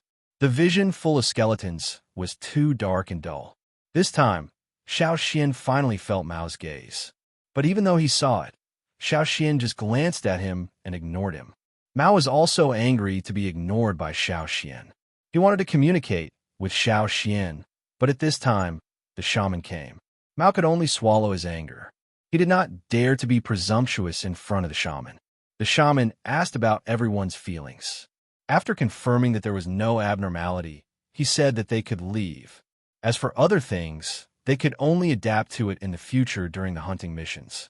As the saying goes, a teacher can show you the way, but it's up to you to practice. Even if the starting point is the same, no one can say for sure how much people who awaken in the same batch will grow in the future. Whether or not they can become an excellent totem warrior is not just a matter of words. Xiaoxian admired the old faker very much. Even though the children living in the orphan cave had experienced hunger and hardship for a long time, most of them were ferocious, but they never complained, nor were they twisted by darkness. When they were awakened, they would still be good warriors running toward the bright road. Most of this was due to the shaman. If the chief was in charge of the material life of the tribe, then the shaman was in charge of the spiritual life of the tribe. The responsibility of a shaman was heavy. Not far from the stone house, there were some people waiting there. They were probably here to visit the child. Among them, Xiaoxian saw a familiar figure. It was hard not to see him. That big pig head was too conspicuous. Wasn't that the arrogant little kid with the exaggerated wild pig head he saw when he went up the mountain yesterday? Mao also saw him. The anger on his face suddenly disappeared, and he walked over with a complacent smile. "Brother, have you become a totem warrior?" The kid with the wild pig head asked. "Of course, who am I?" Mao looked even more complacent. So they were brothers. No wonder Xiaoxian felt that Mao looked familiar. The group of little warriors left one by one. Xiaoxian was about to leave too, but he was stopped by the shaman. "Xian, wait a minute." The shaman walked over and handed a pattern plate to Xiaoxian. "You have raised Caesar well. If you have any difficulties in the future, you can come to me." In the morning, the shaman had asked about Caesar's situation and roughly knew what had happened to Xiaoxian in the past year. The fish incident did not attract much attention in the mountain, and the shaman had been busy developing herbs. Naturally, he paid little attention to it. He only knew about it this morning. However, the shaman was more interested in Caesar than the fish. He knew that he had neglected him. It was rare for this kid to raise a wolf, so he wanted to compensate him. The pattern plate given by the shaman last time was worn on Caesar's neck. This time, he gave one to Xiaoxian. The shaman also promised to send some food to Xiaoxian after his house was built. Xiaoxian did not refuse. He thanked the shaman and left. After Xiaoxian left, Chief Ao came over, showed the shaman his burned hand, and told him what happened last night. The shaman pondered for a while and suddenly thought of something. He called Ao into the house. There was no third person beside them. "Now that you mention it, I remember. It is said that the original flame of the fire seed would indeed have such a situation. The shaman said slowly. Do you mean? Ao was shocked. As the leader, Ao naturally understood what the so-called original fire seed meant. Except for the first batch of people who settled here, only the chiefs and the shaman in the tribe knew that the flame of the tribe was incomplete. The so-called flame seed did not hurt others. After the floating flame seed fused into the body, it actually did not hurt the user. It was different for other people. After all, everyone had the same source of power in their body, but the power was more or less different. When it was awakened, it would naturally protect the user and repel the non-user. The flame of the fire seed did not hurt dead things, but it was different for living things. If people who did not belong to the tribe touched it, they would naturally be burned. Ao was a member of the tribe, so fundamentally speaking, the flame of the fire seed that awakened the source of power was the same. They were all from the tribe, so the repel was not serious. Ao's body was strong, so it was already good that he was not burned. As for the night swallow flying outside, they did not dare to enter the area where the tribe lived that night, because they would be burned or even burned to death if they touched the flame of the third flame. This was the main reason why Gus suggested Xiao Xian to leave Caesar in the cave instead of taking him up the mountain. However, this kind of self-protection was not so obvious after the flame of the fire seed was incomplete. Then, when the flame of the fire seed is complete, does it mean that the awakening is like Xian's? Ao was surprised. Very likely. Keep this a secret for now and don't let a third person know about it. We will discuss it after I read the animal skin scroll passed down. The shaman said seriously. Ao nodded. He also knew that it would take a long time to figure it out, but as long as he knew it was not a bad thing, it would be fine. As for other people in the tribe, if they asked, he would just say it was the reason for the awakening. Xiao Xian, who was walking down the mountain, did not know that his awakening was related to the flame of the fire seed. It was the way of awakening when the flame of the fire seed was complete. Since the chief and the shaman did not ask about the details of what happened last night, Xiao Xian would not tell them the secret. Instead, he continued to play the role of a child who had just awakened. Stretching his muscles and bones, he could hear the sound of bones cracking, but it was not the stiff feeling that came from sitting still for a long time. Instead, he felt that his whole body was full of energy. The depression that had been accumulating in his heart because he had inexplicably come to this strange world also dissipated a lot. When he walked, he felt that his whole body was much lighter. Standing on the mountain and looking into the distance, Xiao Xian could not help but feel a sense of heroism in his heart. Since he could not go back, he would live well here. He swung his arms and quickened his steps. With a light leap, he was already a few steps away. While running, he felt completely different from yesterday. It was said that after awakening, one could walk like a bird and be stronger than a beast. This was not just a boast. Even if Xiao Xian could not do it now, it was not impossible in the future. Chapter 28. Before Xiao Xian went down the mountain, people in the Mountain Foot district had been talking about Xiao Xian's awakening of totemic power. No one had expected that such a young and weak kid from the orphan cave could awaken his totemic power yesterday. Awakening at such a young age meant that he had great potential. Maybe he could become a powerful totemic warrior in the future. Some people try to figure out why Xiao Xian awakened so early. Some said that it was because Xiao Xian went out to practice every morning, just like the other kids in the mountain. That was why he could awaken so early. Some people also speculated that it was because of the fish. Such a thing had never happened in the Mountain Foot district before. How could Xiao Xian suddenly appear now? But this theory was refuted as soon as it came out. If it was because of the fish, then there were many kids who ate fish. Their own kids ate a lot of fish, and they were 1 year older than Xiao Xian. But they still hadn't awakened their totemic power. So, in the end, people attributed the early awakening to Xiao Xian's practice every morning, and more people were convinced. So, when Xiao Xian went down the mountain, he found that many kids who used to sleep all day were taken out by adults to help carry stones or fish. Xiao Xian knew the reason after asking some people. Well, working was also a kind of exercise. Xiao Xian didn't refute what they said about waking up early to exercise. As for the real reason, Xiao Xian wouldn't tell them. The kids in the orphan cave didn't go out to fish today. Xiao Xian wasn't here, and Caesar didn't go out to dig for stoneworms. Even if they had the tools, they couldn't get the bait, so they couldn't catch the fish. There were too many people in the gravel area, so the kids couldn't get any benefits from digging for stoneworms. They were always pushed out. Caesar, on the other hand, didn't care what the other kids in the orphan cave said. Some people even gave him half a fish, but he just squatted at the entrance of the cave and didn't look at anyone. He just stared at the mountain. Seeing Xiao Xian return, Caesar immediately became spirited and rushed toward Xiao Xian. If he hadn't awakened his totem power and become much stronger, Xiao Xian might have been pushed down by her. All the kids in the orphan cave were looking at them eagerly. Xiao Xian took Caesar to the gravel field and dug up a lot of stoneworms. After a winter of hibernation, the stoneworms had also come out of the ground to move around. Today's harvest was quite good. Now that he had awakened his totem power, Xiao Xian would have to go hunting with him in the future, so he could no longer care about the things in the cave. After discussing with Go, Xiao Xian assigned Tu and Stutterer to manage the team. Tu was good at counting and had a good memory. Now, he was much bolder and could speak fluently.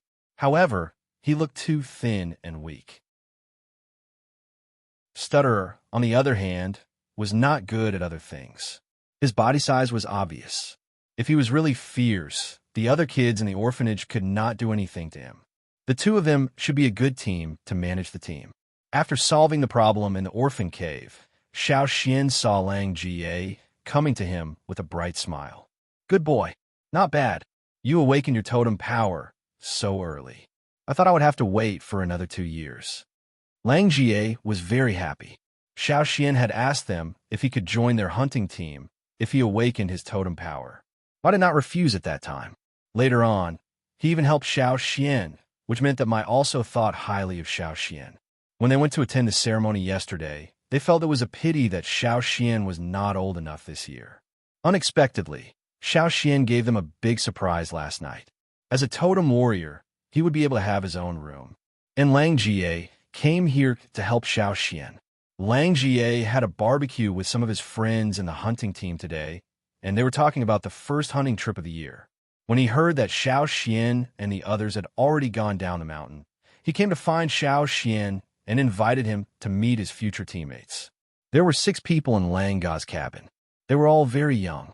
One of them had awakened his totem power last year, but he was already 13 years old when he awakened his totem power. After the awakening, he grew much taller, so he looked much older than Xiao Xian. Knowing that these people would be his future teammates, Xiao Xian also greeted them warmly. Don't worry about the house. We will cut some wood and build it for you tomorrow morning. The young man named Ong said to Xiao Xian. Xiao Xian used to think that he would have to wait for 2 or 3 years before he could have his own room. He didn't expect it to happen so soon. Generally speaking, people like Sai still lived with their own families. But for people like Xiao Xian who came from the orphan cave, they had to build their own houses. Basically, they had to find someone to help them build their own rooms. Since they were here, Lang Jie didn't let Xiao Xian leave right away. They stayed to eat the barbecue together. After a whole winter, the cured barbecue was not fresh anymore. Lang Jie and the others still preferred to eat fresh meat. Anyway, the first hunting trip of the year was coming soon. They brought some leftover cured meat with them and had a good meal. They wanted to get some fresh meat as soon as they finished eating. While they were eating and chatting, Ong suddenly mentioned a word that was widely spread in the tribe, the Feast of the Rich. It was a legend. It was said that someone in the tribe once held such a feast and invited some people in the tribe to attend.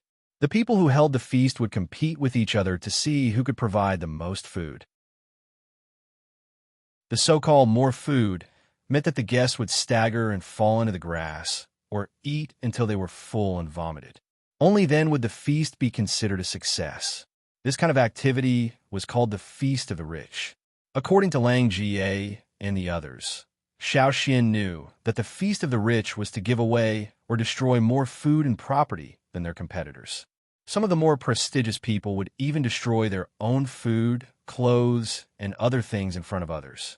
Sometimes, They would even burn down their own houses in order to establish their prestige in the tribe, humiliate their opponents, and gain the long-term admiration of their followers. Those who could do this were all people who had a certain level of strength and status. They were ambitious people who fought for a higher prestige. They were arrogant, conceited, and stupid enough. When Lang Jie and the others talked about the Feast of the Rich, they didn't hide their admiration, as if they would kneel down immediately if they stood here.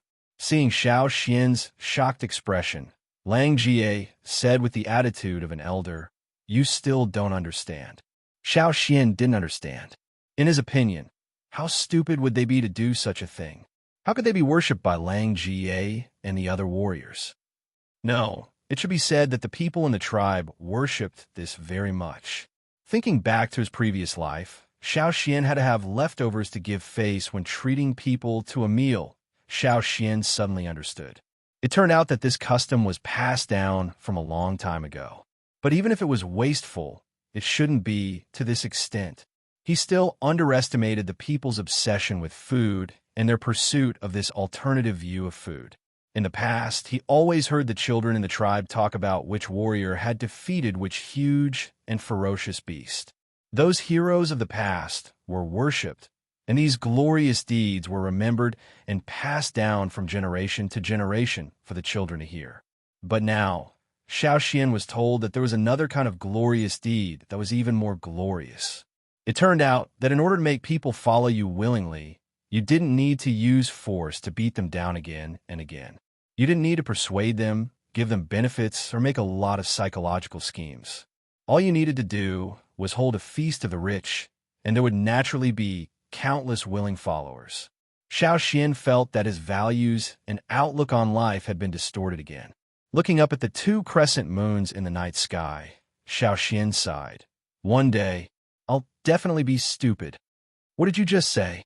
Lang Jie didn't quite understand the second half of Xiao Xian's sentence. Nothing. I mean, if possible, let's hold one too. Xiao Xian said. Lang Jie and the others laughed when they heard this. Lang Jie patted Xiao Xian's shoulder and laughed nonstop. After laughing, he praised Xiao Xian. You're ambitious. In the eyes of Lang Jie and the others, Xiao Xian's words were just childish words that came out of his mouth after hearing about the legends. They didn't take it to heart. After all, they had never seen anyone hold a feast of the rich, not even their parents or ancestors. Were the legends true? Even the shaman and chief hadn't seen one. Probably because he felt that it wasn't good to continue this topic, Lang Jie changed the topic. He wanted to show off more to Xiao Xian. Do you know what our closest companions are since we were born? Lang Jie asked.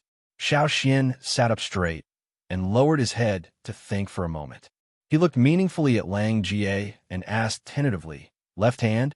Lang Jie, +++++ next week's ranking. Please support me with your recommendation votes. Chapter 29. Lang Jie choked. Originally, Lang Jie had thought of several possible answers that Xiao Xian might give. Then, as an elder and an experienced person, he would answer and teach them one by one, just like when new members joined. However, Lang Jie did not expect that Xiao Xian would not follow the rules at all. He really did not understand why Xiao Xian would give such an answer. What did it matter? However, Lang Jie did not think too much about it. With a stern face, he corrected, "It's the stone. You should also know that a long time ago, when our tribe first settled here, we lived in the stone cave. Every day, we would see and touch stones. They could shelter us from the wind and rain, cut wood, and chop firewood for us." As he spoke, Lang Ga's stern face became lighter. His emotions were slightly excited. He clenched his fist and said, "At the same time, we also use stones. With them, we can pierce through the thick skin of fierce beasts. We use stones to smash the heads of those prey.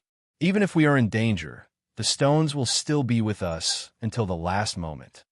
They could provide protection, accompany, and never betray or abandon." People in the tribe began to touch stones from the moment they were born. They played with stones, used stones daily, and used stones as tools. For warriors who often went out to hunt, stones were more than familiar. They could not live without stones.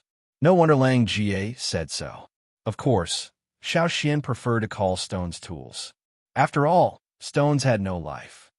Now, do you know who her closest partner is? Lang Jie looked at Xiao Xian. His eyes seemed to say, "Little guy, try saying something wrong again." Xiao Xian nodded seriously and seriously. Stone. Ah, that's right. Lang Jie suddenly showed a satisfied smile and continued to talk about hunting. By the way, Xian, you have just awakened. You can't participate in the first hunt this year. Maybe you can't participate in the second one either. As for the third one, it depends on your ability. Lang Jie said. Huh, there was such a saying? Xiao Xian really didn't understand. Seeing Xiao Xian's confusion, Lang Jie explained, You've just awakened, so you're not familiar with using your abilities yet. You'll have to go through a period of training. Lang Jie was tactful, but Xiao Xian could guess the reason from these words. The reason why the newly awakened children were not allowed to participate was to protect them. After the end of winter, when the flowers bloomed in the warm spring, many wild beasts that had been hungry for the whole winter would become active again in the forest. The poisonous snakes were also more venomous. The forest was full of all kinds of dangers. If no one followed and protected them at all times, it was very easy to die in the forest. The tribesmen didn't want to see such a thing happen. The second reason was that Xiao Xian's group was not up to standard yet. In a hunting team that valued teamwork, they would only be a burden. Not only would they not be able to help, but they would also drag the team down. Understood. Xiao Xian was not disappointed after he thought it through.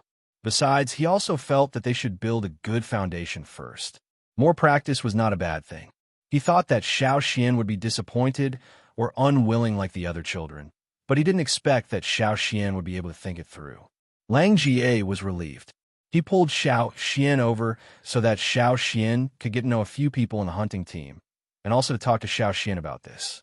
In the past, many children sharpened their knives and wanted to go hunting with them, but they were told that they couldn't go the first 2 times. Many of them made a lot of noise. Usually, in that kind of situation, the children would be disciplined by their elders. After a few punches and slaps, they would become much more obedient. But Xiao Xian came from the orphan cave and had no parents now. He was still young and looked thinner than other children. Lang Jie was really afraid that he would be hurt. Okay, I'm relieved that you can think it through. All right, I have a few good stone cores here. You can see if you can use them. You can polish them yourself, or go find a stonemason. Lang Jie took out several stones of different sizes from a big animal skin bag, which were the stone cores that Lang Jie mentioned. Stone cores were the raw materials for making stone tools. After giving the stone cores to Xiao Xian, Lang Jie also told Xiao Xian some of his training experiences. The others didn't hide anything from him because they didn't have such an awareness. Xiao Xian kept their suggestions in mind and sincerely thanked them. Your father helped me when he was alive. Lang Jie said. People in the hunting group were all like that. They would help each other whenever they could. Although they couldn't help much, at least they could make Xiao Xian's life easier. After eating the barbecue, Xiao Xian left. He still had things to do, and Lang Jie and the others would continue to discuss the upcoming hunting in 5 days. Xiao Xian came out of Lang Ga's room. He didn't walk far before he was stopped by someone. Are you Xian? Xiao Xian looked towards the direction of the voice. It was a kid who was a little older than Xiao Xian. He looked about the same age as Sai, but he was a little stronger. The animal skin he was wearing was of good quality. He didn't look like he lived in the mountain foot district. He should live on a mountainside or even higher. Xiao Xian had some impression of him. He awakened in the same batch, but Xiao Xian didn't know his name. At this moment, the kid lifted his chin slightly, looking arrogant. He was sizing up Xiao Xian. Didn't his eyes get tired of lifting his chin while standing at a high place? Xiao Xian looked at him and asked, Who are you? At first, Xiao Xian thought that Fei would put on airs and say something like, It doesn't matter who I am, but Xiao Xian heard him say directly, My name is Fei. 5 days later, I will go out with the hunting team to participate in the first hunt of the year. You have to wait for a long time, don't you? After saying that, He proudly laughed at Xiao Xian, and then jumped over Xiao Xian's head. When he landed on the ground, he jumped again. After a few leaps, he was standing in front of Langa's door. Obviously, he wanted to talk to Langa. Before entering the house, the kid turned around and snorted at Xiao Xian, showing off and complacent. That move just now was not bad among his peers. His father often praised him for running faster, jumping higher, and jumping further than others. Xiao Xian scratched his chin. That kid made such a big noise when he landed. Was it really okay for him to go hunting with them? However, for a kid like Fei, who had just awakened, to be able to go hunting with a hunting group for the first time, it was obvious that someone in the group was protecting him, and that person must have a high position in the group. Otherwise, people like Lang Jie and the others would have no right to speak. Being protected by someone was indeed willful. However, Xiao Xian was not discouraged. He was not depressed because of what happened just now. He was not a real kid, and he knew how to make progress step by step. He was not so eager for quick success. This kind of thing might affect other kids, but he didn't care at all. Xiao Xian took Caesar to catch some fish. After a whole winter, the fish in the river were still so stupid, biting the bait and not letting go. They looked fierce, but unfortunately, they did not have much intelligence. When he was at Langa's place, he heard them talking about hunting. Xiao Xian knew that many prey in the forest were like piranhas in the river. They looked fierce and had long teeth all day long. But as long as you knew the trick, it was easy to catch them. Some prey looked docile, had no fangs, and were vegetarian, but if you were not careful, you would be sent to heaven. Their aggressiveness was not inferior to many carnivore species. After all, this was an unfamiliar world, so it was better to be prepared. Xiao Xian thought. Carrying the fish and a few pieces of old animal skin, Xiao Xian asked someone to help sew the animal skin bag and paid the crafting fee for one fish. Then he took the remaining 3 fish to the stoneware maker Ku. Now that he was strong, he did not need Caesar's help. Xiao Xian was not tired carrying 4 big fish by himself. When Xiao Xian arrived, a few people came out of Ku's house, holding various finished stoneware in their hands, such as stone knives, spearheads, adzes, and so on. These people were all here to exchange for stoneware. After all, the hunting was about to begin, so they also needed to prepare more tools. Ku was a famous stoneware maker in the mountain foot area, so naturally, there were many people here. However, if it were not for Ku's bad temper, there would be more people coming to exchange for stoneware. Every year, Ku would drive away some people who came to exchange for stoneware.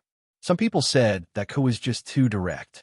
When he spoke, he was merciless and did not know how to beat around the bush. However, Xiao Xian did not think so. Did Ku really not know many things?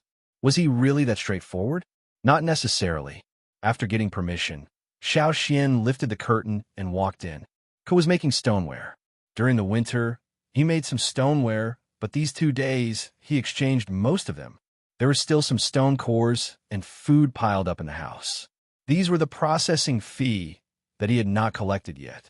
Putting the fish on the side of the pile of food, Xiao Xian came to Ku. Uncle Ku, I want to learn how to make stoneware.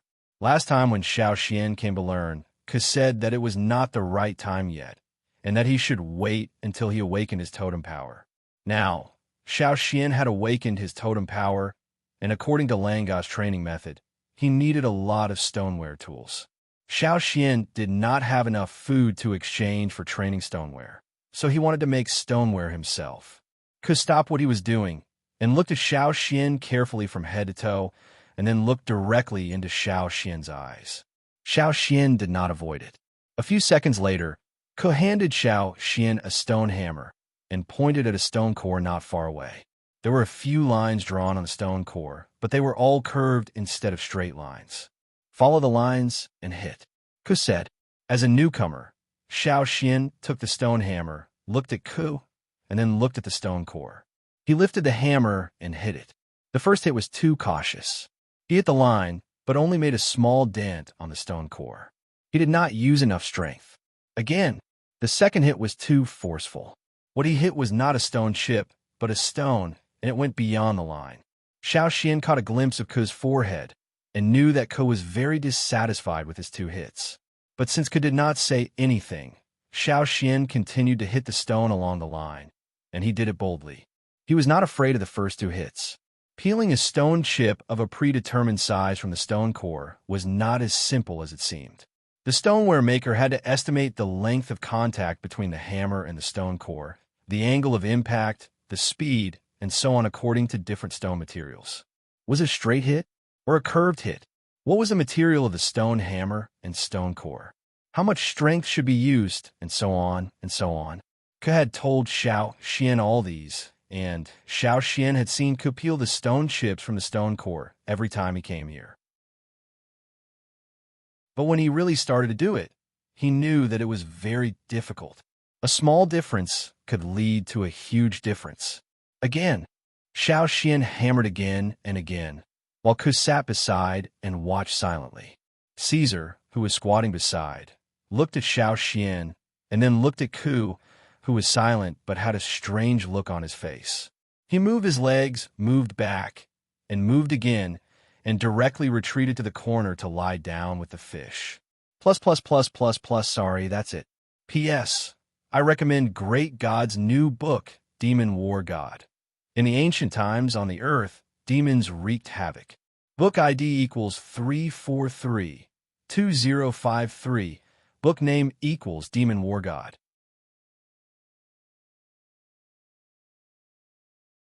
Chapter 30.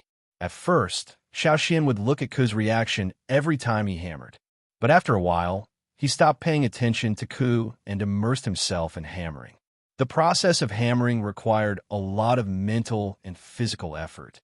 It was not as simple as waving one's arms. Every hammering required a lot of consideration, such as the angle, strength, how to swing the hammer, where to hit, and so on. All of these had to be decided in a short moment. For many people in the tribe, after hammering for a long time and gaining experience, they could achieve the best hammering effect based solely on their intuition. However, Xiao Xian was just a beginner. It was impossible for him to have the experience of a stoneware master who had been hammering for decades. He could only rely on calculation and rough estimation, and then try again and again to improve. Even though his body was much stronger now, and his strength had increased, it was not infinite. When he first held the stone hammer, it did not feel heavy.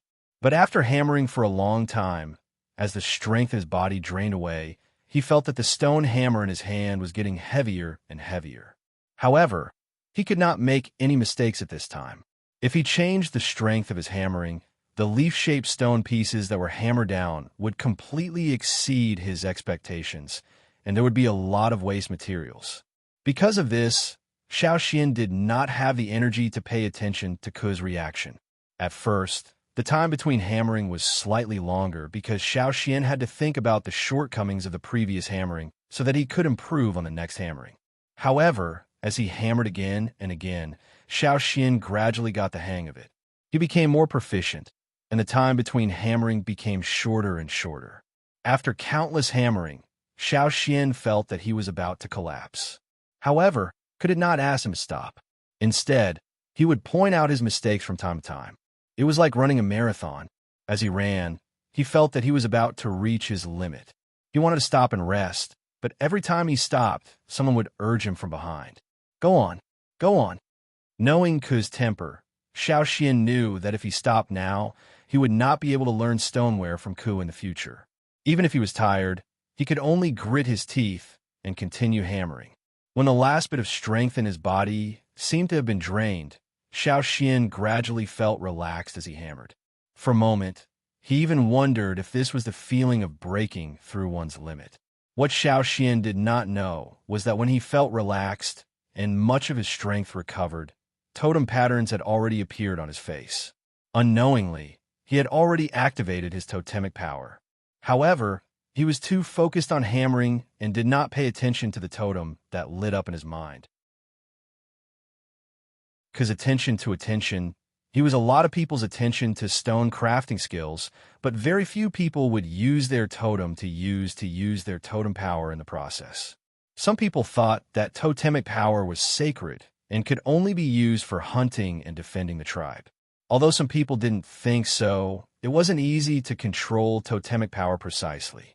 Only experienced old warriors could do that. However, people at Xiao Xian's age, or some young warriors like Lang Jie, could not control it well. Once they used their totem power, it was easy to break the stone core into pieces. That was not processing, but destruction. Those who were impatient or irritable would just quit. It was too king tiring. If they had the time, they might as well practice their hunting skills. Because of this, Ke was very surprised. Not only did Xiao Xian use his totem power, but he also did not directly break the stone core. Instead, the leaf-like stone pieces were even more perfect. Almost every piece of stone could be further processed and would not become waste. How rare! However, Xiao Xian did not notice it at all. He was immersed in hammering, and his mind was filled with the experience of each hammering. Then, he would proceed to the next hammering. Therefore, he missed the surprised expression on Ke's face for a few minutes. It was not easy to make Ke, who usually kept a straight face and rarely showed any other expressions, show such a surprised expression even when talking to familiar people. Xiao Xian didn't stop until he finished hammering out the lines. He looked at the ground next to the stone core. Some of the small pieces of stone pieces were gathered into a small pile, and some were scattered on the ground. He looked at Ke, who was still expressionless. Xiao Xian put down the stone hammer and breathed heavily, waiting for Ke's evaluation. At the same time, he sighed in his heart. It was not easy to be a stoneware craftsman. No wonder there were so many injured warriors in the tribe who could no longer participate in hunting, but only a small part of them became stoneware craftsmen. The rest of the stoneware craftsmen only did it for their own daily life and to provide stoneware tools for the younger generation. Apart from that, they also had other things to do. For example, Ke was responsible for the logistics of transportation instead of stoneware craftsmen. Naturally, their skills in stoneware crafting were not as good as professional stoneware craftsmen like Ke. The surprised expression on Ke's face had already calmed down, and he returned to his usual expressionless face. He was still sitting in the same place. He raised his hand and took a slender wooden stick from the side and pushed aside the stone pieces that were piled up together. Then, with a slight shake of his hand, the slender wooden stick picked up a small piece of stone with a sharp tip. The small piece of stone that was picked up drew a parabola in the air and fell into a wooden box full of stone pieces to be processed. The stone pieces that were peeled off could be made into scrapers, sharp tools, stone awls, stone arrowheads, and so on.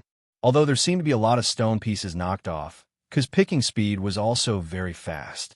Xiao Xian saw the stone pieces flying from the ground into the stone plate like a string of beads and was overwhelmed. Before Xiao Xian could take a few breaths, Ke had finished picking. Putting down the wooden stick, Ke said expressionlessly, "Trash."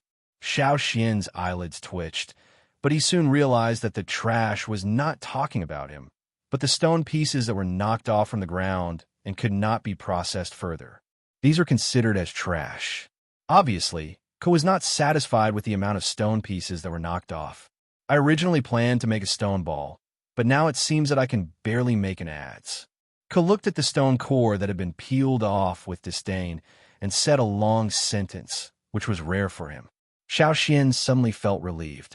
He was worried that Ke would directly ask him to leave, but since Ke said so, it meant that he did not object to teaching him. "Give it to me." Ke pointed at the stone core that Xiao Xian had knocked off.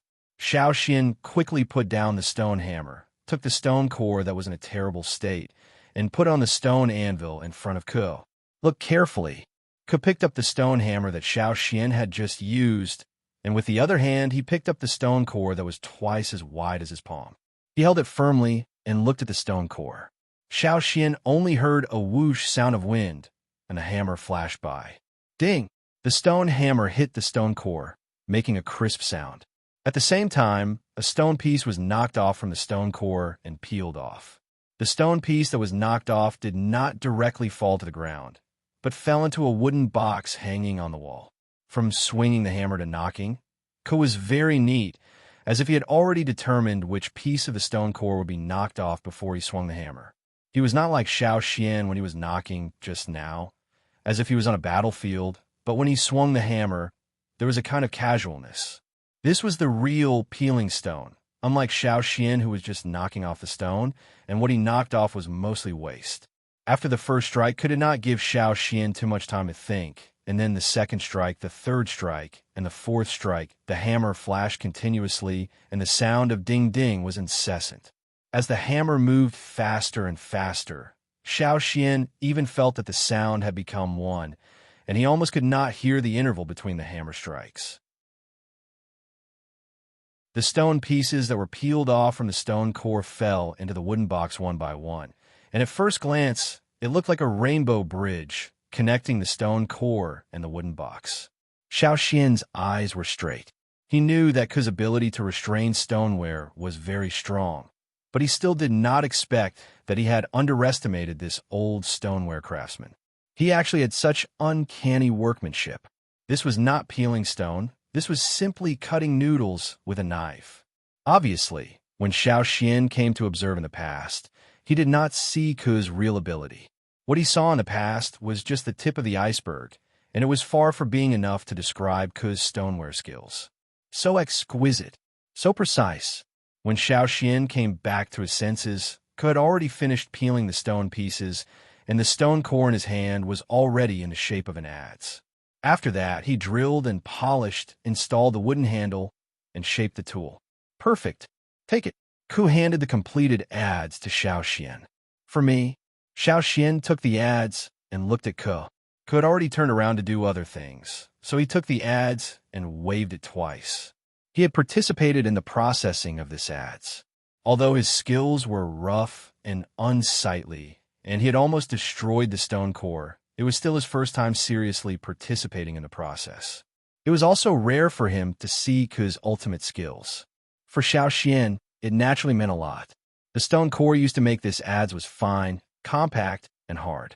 It did not look obvious, but when he held it in his hand, he could clearly feel its weight. It was of medium quality. He did not expect Ke to give it to him just like that. Peeling stone pieces, even if it's the simplest way, takes a lot of time to achieve the most satisfactory result, and there is no shortcut. You have to anticipate the peeling of each piece of stone, and then think about the speed, weight, strength, consequences, and so on, and relate them to the stone core. The amount of strength, the best angle, and the thousands of changes in the process from raw material to finished product are all things that cannot be described in words. How to use strength, what angle, how to hit. You can only understand these through repeated practice. Ke turned his back to Xiao Xian and said, yes, stone tools were different from iron tools. One wrong step could not be repaired, and there was no way to reverse it. Once the hammer hit, it was either a success or a failure. The hammer was the final word. Xiao Xian held the adze and bowed respectfully to Ke. Yes, I understand. But Ke changed the topic and pointed at the dead fish in the corner who were staring at Caesar. You have to know how to summarize when you practice. If you fail, you can, but you have to learn from your mistakes. You can't be like these fish. Understood. Xiao Xian could understand what Ke meant. Ke meant that Xiao Xian should not be like these piranhas, who were stubborn and did not learn from their mistakes. They would not turn back, even if they were killed. Take one of them away. Ke said. He was driving him away. Oh, since Ke asked Xiao Xian to take a fish back, it was useless for Xiao Xian to refuse. Without saying anything more, he took a fish, the adze, and called Caesar to leave. Carrying the fish out of the door, Xiao Xian looked at the fish in his hand and thought of Ke's words. He could not help but laugh and poke the fish's head with the adze. Stupid. +++++ fish. Are you blaming me? There was one more thing tonight.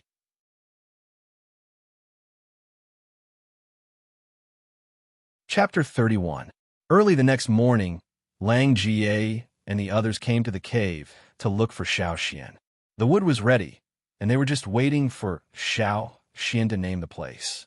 They would start building the house on whichever piece of land he liked. Xiao Xian was familiar with the Mountain Foot district. With his current condition, it was impossible for him to build a house on the mountainside. Wouldn't that be asking for trouble? As for the place to build the house, Xiao Xian already had his eyes on it. Although it was a little out of the way, he could see the situation on the mountain, the foot of the mountain, and the cave from there.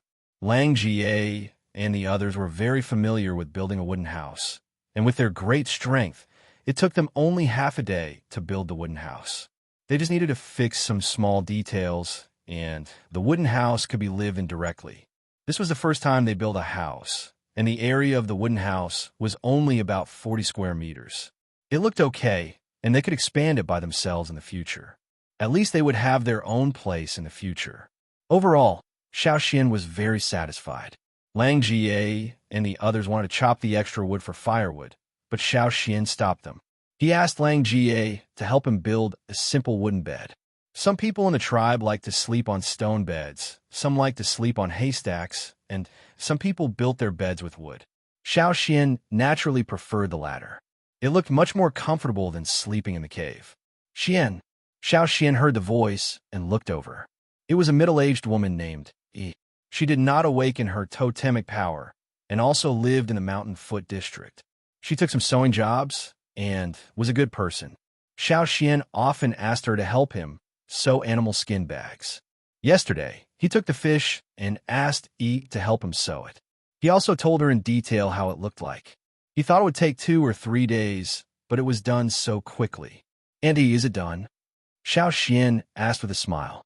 Yes, it's not a problem. He handed the things over to Xiao Xian. Because he still had work to do, he did not stay for long. He left after giving the things to Xiao Xian. What's this animal skin bag for? Lang Jie, who was chopping wood, asked. Of course, it's for training. Xiao Xian didn't say much. He took the animal skin bag into the room and put it away. He hadn't tried it yet, so he didn't know if it would work. Lang Jie and the others didn't have much curiosity, so they continued with the final touches of the house. When they were almost done, Xiao Xian invited Lang Jie and the others to stay for lunch. In addition to fish, there were also some plant tubers and fruits. These plants were brought over by Lang Jie and the others. Among them, there were 2 young warriors who lived on the mountainside. They were interested in fish, but they didn't have much time to fish. When it was not their turn to hunt, they would prepare stone tools and train for the next hunt.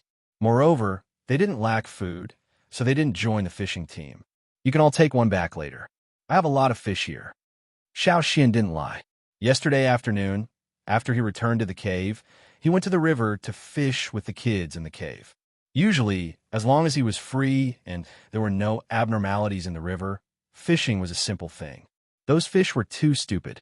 Besides, when Xiao Xian joined the hunting team in the future, these kids would have to take care of him. Compared to that, a few fish were a small matter. The young warriors were a little embarrassed, but when they saw that Xiao Xian really didn't care about it, they accepted it. They planned to chop some wood later to strengthen Xiao Xian's wooden house. While they were eating, Gu came over with a big stone vat. Old Ku asked me to bring it to you. It's to celebrate you having your own house. You can use it to store food or water. Gu put down the stone vat and looked at the wooden house that was almost finished. He said, not bad. I wanted to help, but it seems that I'm not needed anymore. Xiao Xian curled his lips. If you really wanted to help, why did you come so late? Lang Jie and the others knew that Gu was talking nonsense, but they didn't say anything out of respect for the old warrior. Hey, is this stone vat for Xian? Lang Jie asked a stupid question to change the topic. Yes, Old Ku specially made it for Xian. Gu emphasized Old Ku, and specially when he said that, and looked at Xiao Xian. According to Ji's understanding of Old Ku, the old man was naturally very satisfied with Xiao Xian. In the past, Old Ku also wanted to teach someone, but unfortunately, all of them were disappointing. They were either impatient or indecisive. When they encountered a medium-high quality stone core, they didn't dare to touch it. At that time, Old Ku directly drove them away and didn't pay any attention to them. Many people thought that Old Ku was unreasonable, but in fact, Old Ku was just too disappointed. But now that he finally had his eyes on someone, Old Ku still had a long face. If he angered Xiao Xian this time, who would be better than Xiao Xian in the future? Gu looked at him anxiously. In fact, on the night of Xiao Xian's awakening, after the sacrificial ceremony, Ku came back and asked Gu to exchange for a suitable big stone. After working for 2 consecutive nights, he finally made this stone vat. This stone vat was about the same size as the one Gu used to send food to the cave every day, but the workmanship was much better. The stone vat was almost the same thickness, and the inside was polished very smooth. The outside was not only polished very carefully, but also carved with some patterns, such as mountains, rivers, birds, and beasts. Xiao Xian had not seen many birds and beasts before, but Ke must have seen them when he went out hunting. People like Ke usually only thought about the practical aspects when making stone tools, and rarely did they make any fancy designs. Now that he made a water vat for Xiao Xian like this, it was obvious that Ke valued Xiao Xian very much. This stone vat is so beautiful. Lang Jie and the others surrounded the stone vat and said enviously. Although they usually valued practicality more and didn't care much about a water vat, who wouldn't like more beautiful objects? This stone vat was not only big, but also had special carvings and a matching stone lid. Usually, most people would just cover it with animal skins or straw mats, or just cover it with stone slabs. Very few people would have a cover for the entire water tank. Even the two young warriors who lived on the mountainside didn't have such a cover for their water tanks. Yeah, what a good vat. I've lived for so many years, but I've never seen such a stone vat at home. Gus said, "Is the Ku you're talking about the one who is famous for making traps?" Ong, who came with Lang Jie, asked. "Yes, that's him." Lang Jie nodded. "I heard that many people wanted to learn from Ku, but later..." Ong didn't continue. What happened later? Later on, those who wanted to learn from Ku were either driven away by anger, scolded, or forced to leave. Later on, gradually no one went to him, and Ku moved from the mountain to the mountain foot area. Ku was indeed very famous in the tribe, but now very few people would mention him. Old Ku is very capable. Although he is very strict, you can learn good things from him. Gu said to Xiao Xian earnestly. "Yes, Xian, are you learning from Ku now? You must hold on. Ku was really good at that time." Lang Jie also came over. In order to encourage Xiao Xian, he also told him about his experience of learning to set a ground bow from his grandfather. At that time, he was also scolded like shit. At that time, he was not only scolded, but also beaten.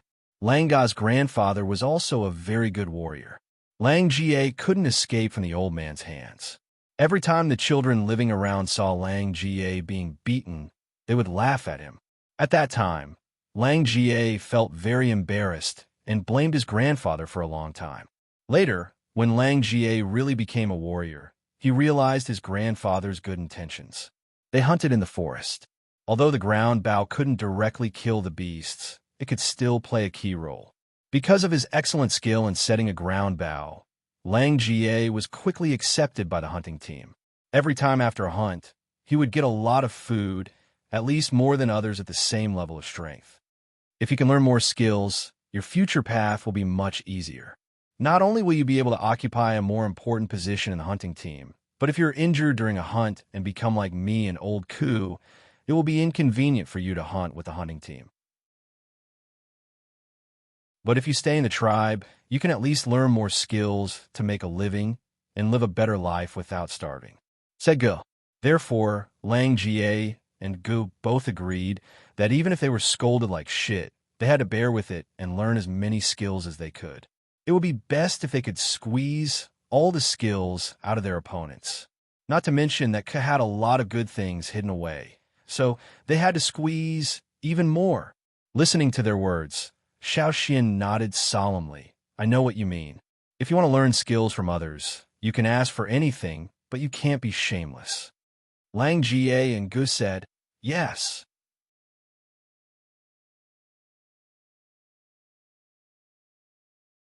Chapter 32. Xiao Xian naturally wanted to learn old Ku's craftsmanship. In addition to making stone tools, he also knew how to set traps, which were very useful for hunting. However, it was still too early for Xiao Xian. He had no foundation, so he could only start with the most basic hammering skills and slowly learn the more advanced ones later. Xiao Xian could feel old Ku's attitude toward Xiao Xian. Old Ku had been helping him since a long time ago, but sometimes old Ku's words could be easily misunderstood. For example, yesterday when he went to old Ku to learn how to make stone tools, he tried to peel off the stone leaves, and was evaluated as useless. People who didn't understand him would definitely misunderstand. Fortunately, Xiao Xian had a flexible mind. He understood what old Ke meant after thinking for a while.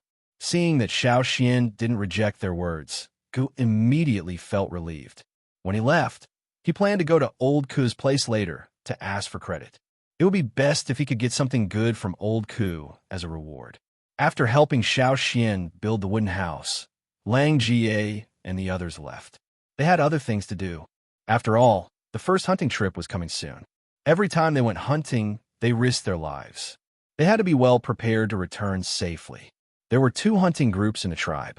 The 2 groups took turns to go hunting. When one went out, the other would be on duty in the tribe. They were responsible for the safety and defense of the tribe. After all, there were too many wild beasts in the mountains, and there were many old, weak, sick, and disabled people in the tribe. Each hunting group was divided into 2 groups. According to what Lang Jie said, they were divided into 2 groups according to the warriors' abilities. The first group consisted mostly of totem warriors who lived on a mountainside or above, while the second group consisted mainly of people who lived on a mountainside. Lang Jie and the others were in the second group. When Xiao Xian went hunting, he would naturally follow them. After Lang Jie and the others left, Xiao Xian looked at the newly built wooden house. Caesar was curiously walking around the wooden house. "If you shit in the house, I'll throw you out," Xiao Xian said. When they were in the cave, Xiao Xian had trained Caesar to go to a special place to shit like the children in the cave, or go directly outside the cave. Now that they had moved to a new place, he didn't know if the wolf could adapt quickly. "We will live here in the future. We will make a wooden table, chairs and stools," and, after lying on the bed and resting for a while, Xiao Xian took out the sewn animal skin bag that he had delivered in the morning. He went out to find some gravel and put in the bag to weigh it. Xiao Xian found the gravel that was heavier. These gravel were thrown away as waste after the stone tools were made. There was still a lot of gravel, and they were piled up like a small hill. Probably because the stone worms didn't like the gravel, they were rarely found there. Therefore, not many people went there. When Lang Jie talked about weight training, Xiao Xian thought about it. Therefore, he asked someone to help him sew a special animal skin bag. After filling it with gravel, it weighed nearly 200 pounds. Xiao Xian once wondered if these stones were metal ores, but after looking at them, he found that these stones were no different from the other stones in the gravel field except that they were harder and heavier. Xiao Xian naturally wanted to use ironware, but he didn't know how to make iron. More importantly, there were a lot of things in this world that were completely different from his previous life. There were too many things that couldn't be judged by common sense. Most of the stones here were unfamiliar to Xiao Xian. Therefore, instead of spending a lot of time to study them, Xiao Xian was more willing to solve the problem at hand. He didn't want to think about making copper or iron now. He tied a few animal skin bags to his arms and legs. After tying them, he moved a little and felt that it was okay. He could still carry another stone. It was obvious that a totemic warrior's body was really strong. Then, the weight training started with his daily movements. Although Xiao Xian couldn't carry 1,000 pounds with one arm like Gu, he could still lift a few hundred pounds. If it was in his previous life, Xiao Xian wouldn't believe that he could have such strength. When Xiao Xian was trying, he saw Caesar baring his teeth outside, so he untied the animal skin bag with gravel. As soon as he untied it, he heard someone calling his name outside. "Is Xian here?" 2 very tall and strong warriors came over. They looked very young, about the same age as Langa. Their bodies were full of strong muscles, and their voices were rough and bold. "I'm Tua, and he's Kiki. The shaman asked me to bring you something," Tua said. Tua was much calmer than Langa. Although he looked at Xiao Xian, he didn't mean any harm. There was even a smile on his face. The shaman fulfilled his promise. On the first day that Xiao Xian had his own house, he sent people to bring food to him. It was also a compensation to Xiao Xian. There was a lot of meat, all of which had been processed, and some had been pickled. In addition to the meat, there were several kinds of plant tubers and fresh fruits. In addition to these, there were 2 bags of herbs. Xiao Xian had seen 1 bag of herbs when he lived in the cave. It was mainly used to treat small illnesses, so he knew how to use it.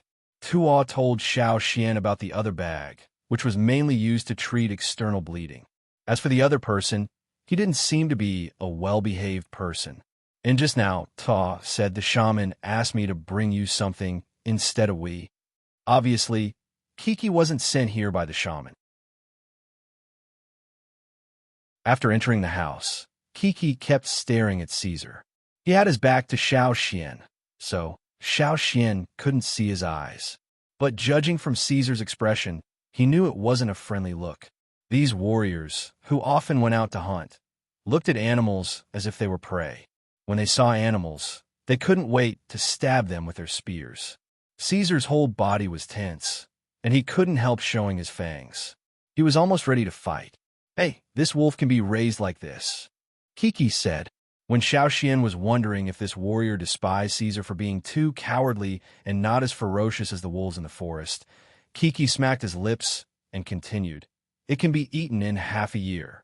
Caesar immediately showed his 4 fangs to the warrior, and his eyes were alert.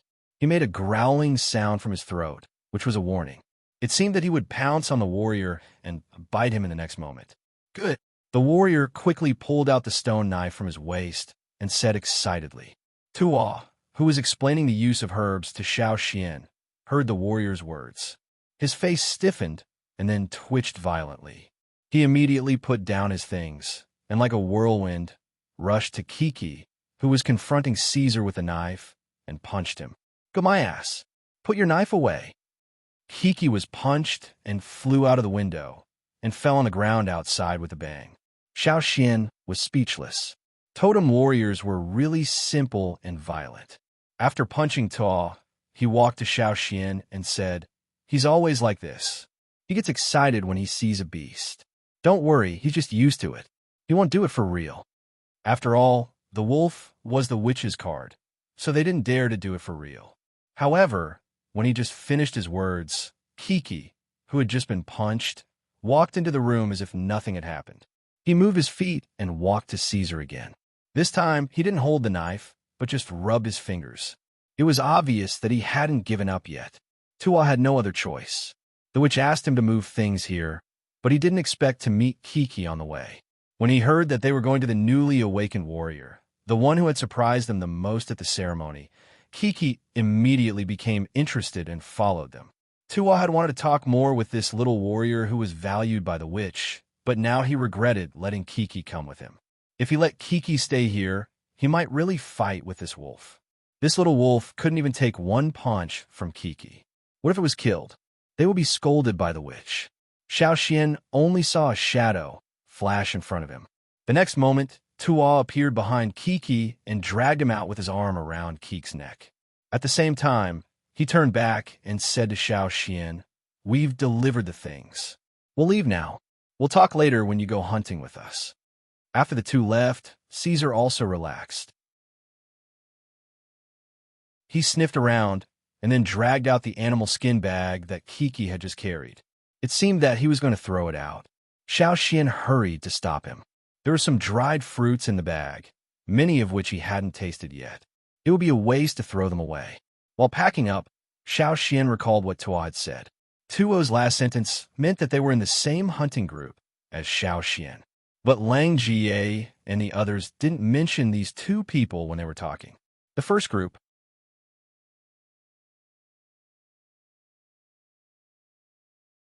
Chapter 33.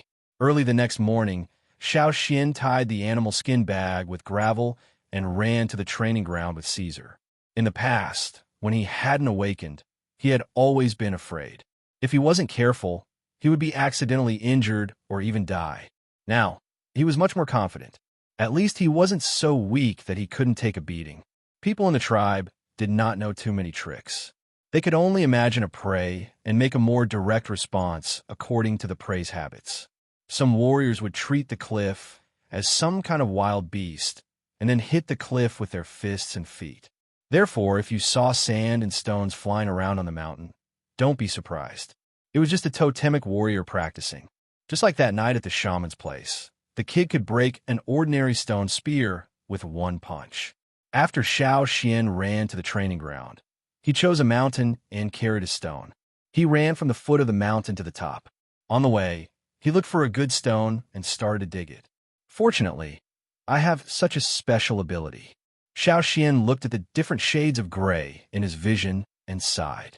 Compared to the totemic power, Xiao Xian's other ability undoubtedly helped him a lot. It saved him a lot of time and effort to find it. Xiao Xian could not dig a middle or upper grade stone. If he hit it with his bare hands, it would hurt his own hands. After digging out the stone he liked, Xiao Xian looked at the sky. It was almost noon, so he carried the stone and ran back. He went back to the wooden house to eat something, and then went to old Ku's place with the stone he dug out. In the afternoon, Xiao Xian arranged for him to learn how to make stone tools. Stone tools looked simple, but there were many skills involved. It was not just about knocking. First of all, you have to know how to identify the stone. Even stone cores of the same hardness may not be the same. Old Ku took out 2 similar stone cores and said. Xiao Xian watched as old Ku directly knocked and peeled off one of them, while the other was heated and cooled. Old Ku explained to Xiao Xian the color change and cooling time of several kinds of stones after heating. Some stones would change in color and texture after being heated, while some would only change in texture, and some would have no reaction to the heating process at all. Sometimes, the temperature had to be controlled during heating. It was necessary to understand what temperature was the best for peeling and what temperature was not suitable for peeling. As for this temperature, without a precise instrument to measure it, he could only rely on his feelings and experience. For example, if Xiao Xian felt the same temperature, Old Ku would be able to tell which one was hotter just by touching it. Different stones have different reactions to different temperatures, heating times, cooling changes, and other characteristics. Old Ku placed one of the 2 stone cores he had just taken out above the fire. Holding a stone stick in each hand, he placed the stone core in the middle. The fire burned very brightly, as if it wanted to dry people out. Just by standing next to the fire for a short while, one would be covered in sweat. Old Ku's face was also covered in sweat, but his hands were still very steady. His movements of flipping the stone core were also very agile. Half an hour later, the stone core that was being heated above the fire turned from its original grayish-white color to a reddish-brown color. Old Ku then took the stone core away from the fire. However, he did not start peeling off the stone leaves. Instead, he waited for the stone core to cool down and the reddish-brown color to lighten before he began peeling off the pieces. The peeled stone leaves, whether they were slender or round, were almost the same thickness. What kind of control was needed to achieve this? At least in Xiao Xian's previous opinion, without advanced cutting tools, it would be impossible to achieve this level. The so-called ideal polishing was actually a very complicated process. Those who did not understand it would not be able to imagine it at all. After the theory came practice. Xiao Xian spent most of the afternoon practicing peeling stone leaves. Too much trash. Again. What the hell are you peeling off? Again. Poor control of the strength of the hammer. Again. Wait. Can this stone be peeled off directly? Did you eat too much fish? Take it and burn it. Some people who lived closer to Old Ku all knew that Old Ku's temper had become worse recently. When they talked about Xiao Xian, they all shook their heads and sighed. Xian, that poor child. In fact, the situation in the house was not as bad as the people in the tribe thought. Old Ku was not merciful with his words, but he still put a lot of effort into teaching Xiao Xian the skills of peeling, so he was willing to part with the stone cores. Xiao Xian knocked off 5 stone cores in one afternoon. Not counting the one he brought, the other 4 were Old Ku's own. The stones were not bad, so it was a waste to use them as practice stones. Old Ku did not feel sorry for Xiao Xian, but he felt ashamed of himself. Every day, Xiao Xian returned to his wooden house tiredly from Old Ku's place. His muscles were stinging, and the pain was getting more and more intense. Setting up a stone pot and lighting a fire was painful enough to make him grit his teeth. The area between his thumb and index finger was even more painful. He held the stone hammer even more tightly. It took him several tries to set up the stone pot successfully. Xiao Xian felt like the one being hammered wasn't the stone core, but himself. However, He slept very well that night, and when he woke up, his whole body felt refreshed, as if the muscle pain from yesterday was just an illusion. Xiao Xian did not know if this was a totemic warrior's own ability or another special ability. Early in the morning, Xiao Xian planned to go to the training ground as usual. Yesterday, he saw a place with good stones. He could dig out some good stone cores. This way, he would not have to use old Ku's stones all the time. What if he made old Ku poor? As he walked, Xiao Xian felt that something was wrong. People who were not so active usually got up early and gathered in the same direction. After thinking for a while, Xiao Xian patted his forehead. He almost forgot. Today was the day that Lang Jie and the others went out to hunt. Xiao Xian took Caesar to the place where the crowd gathered. There was a road from the foot of the mountain to the top of the mountain, almost in a straight line. This road was higher than other places, and no one had built a house on it. The hunting team would pass through this road when they went out or came back, so they would not disturb the other residents in the tribe. Over time, this path also took on a different meaning. People in the tribe called it the Path of Glory.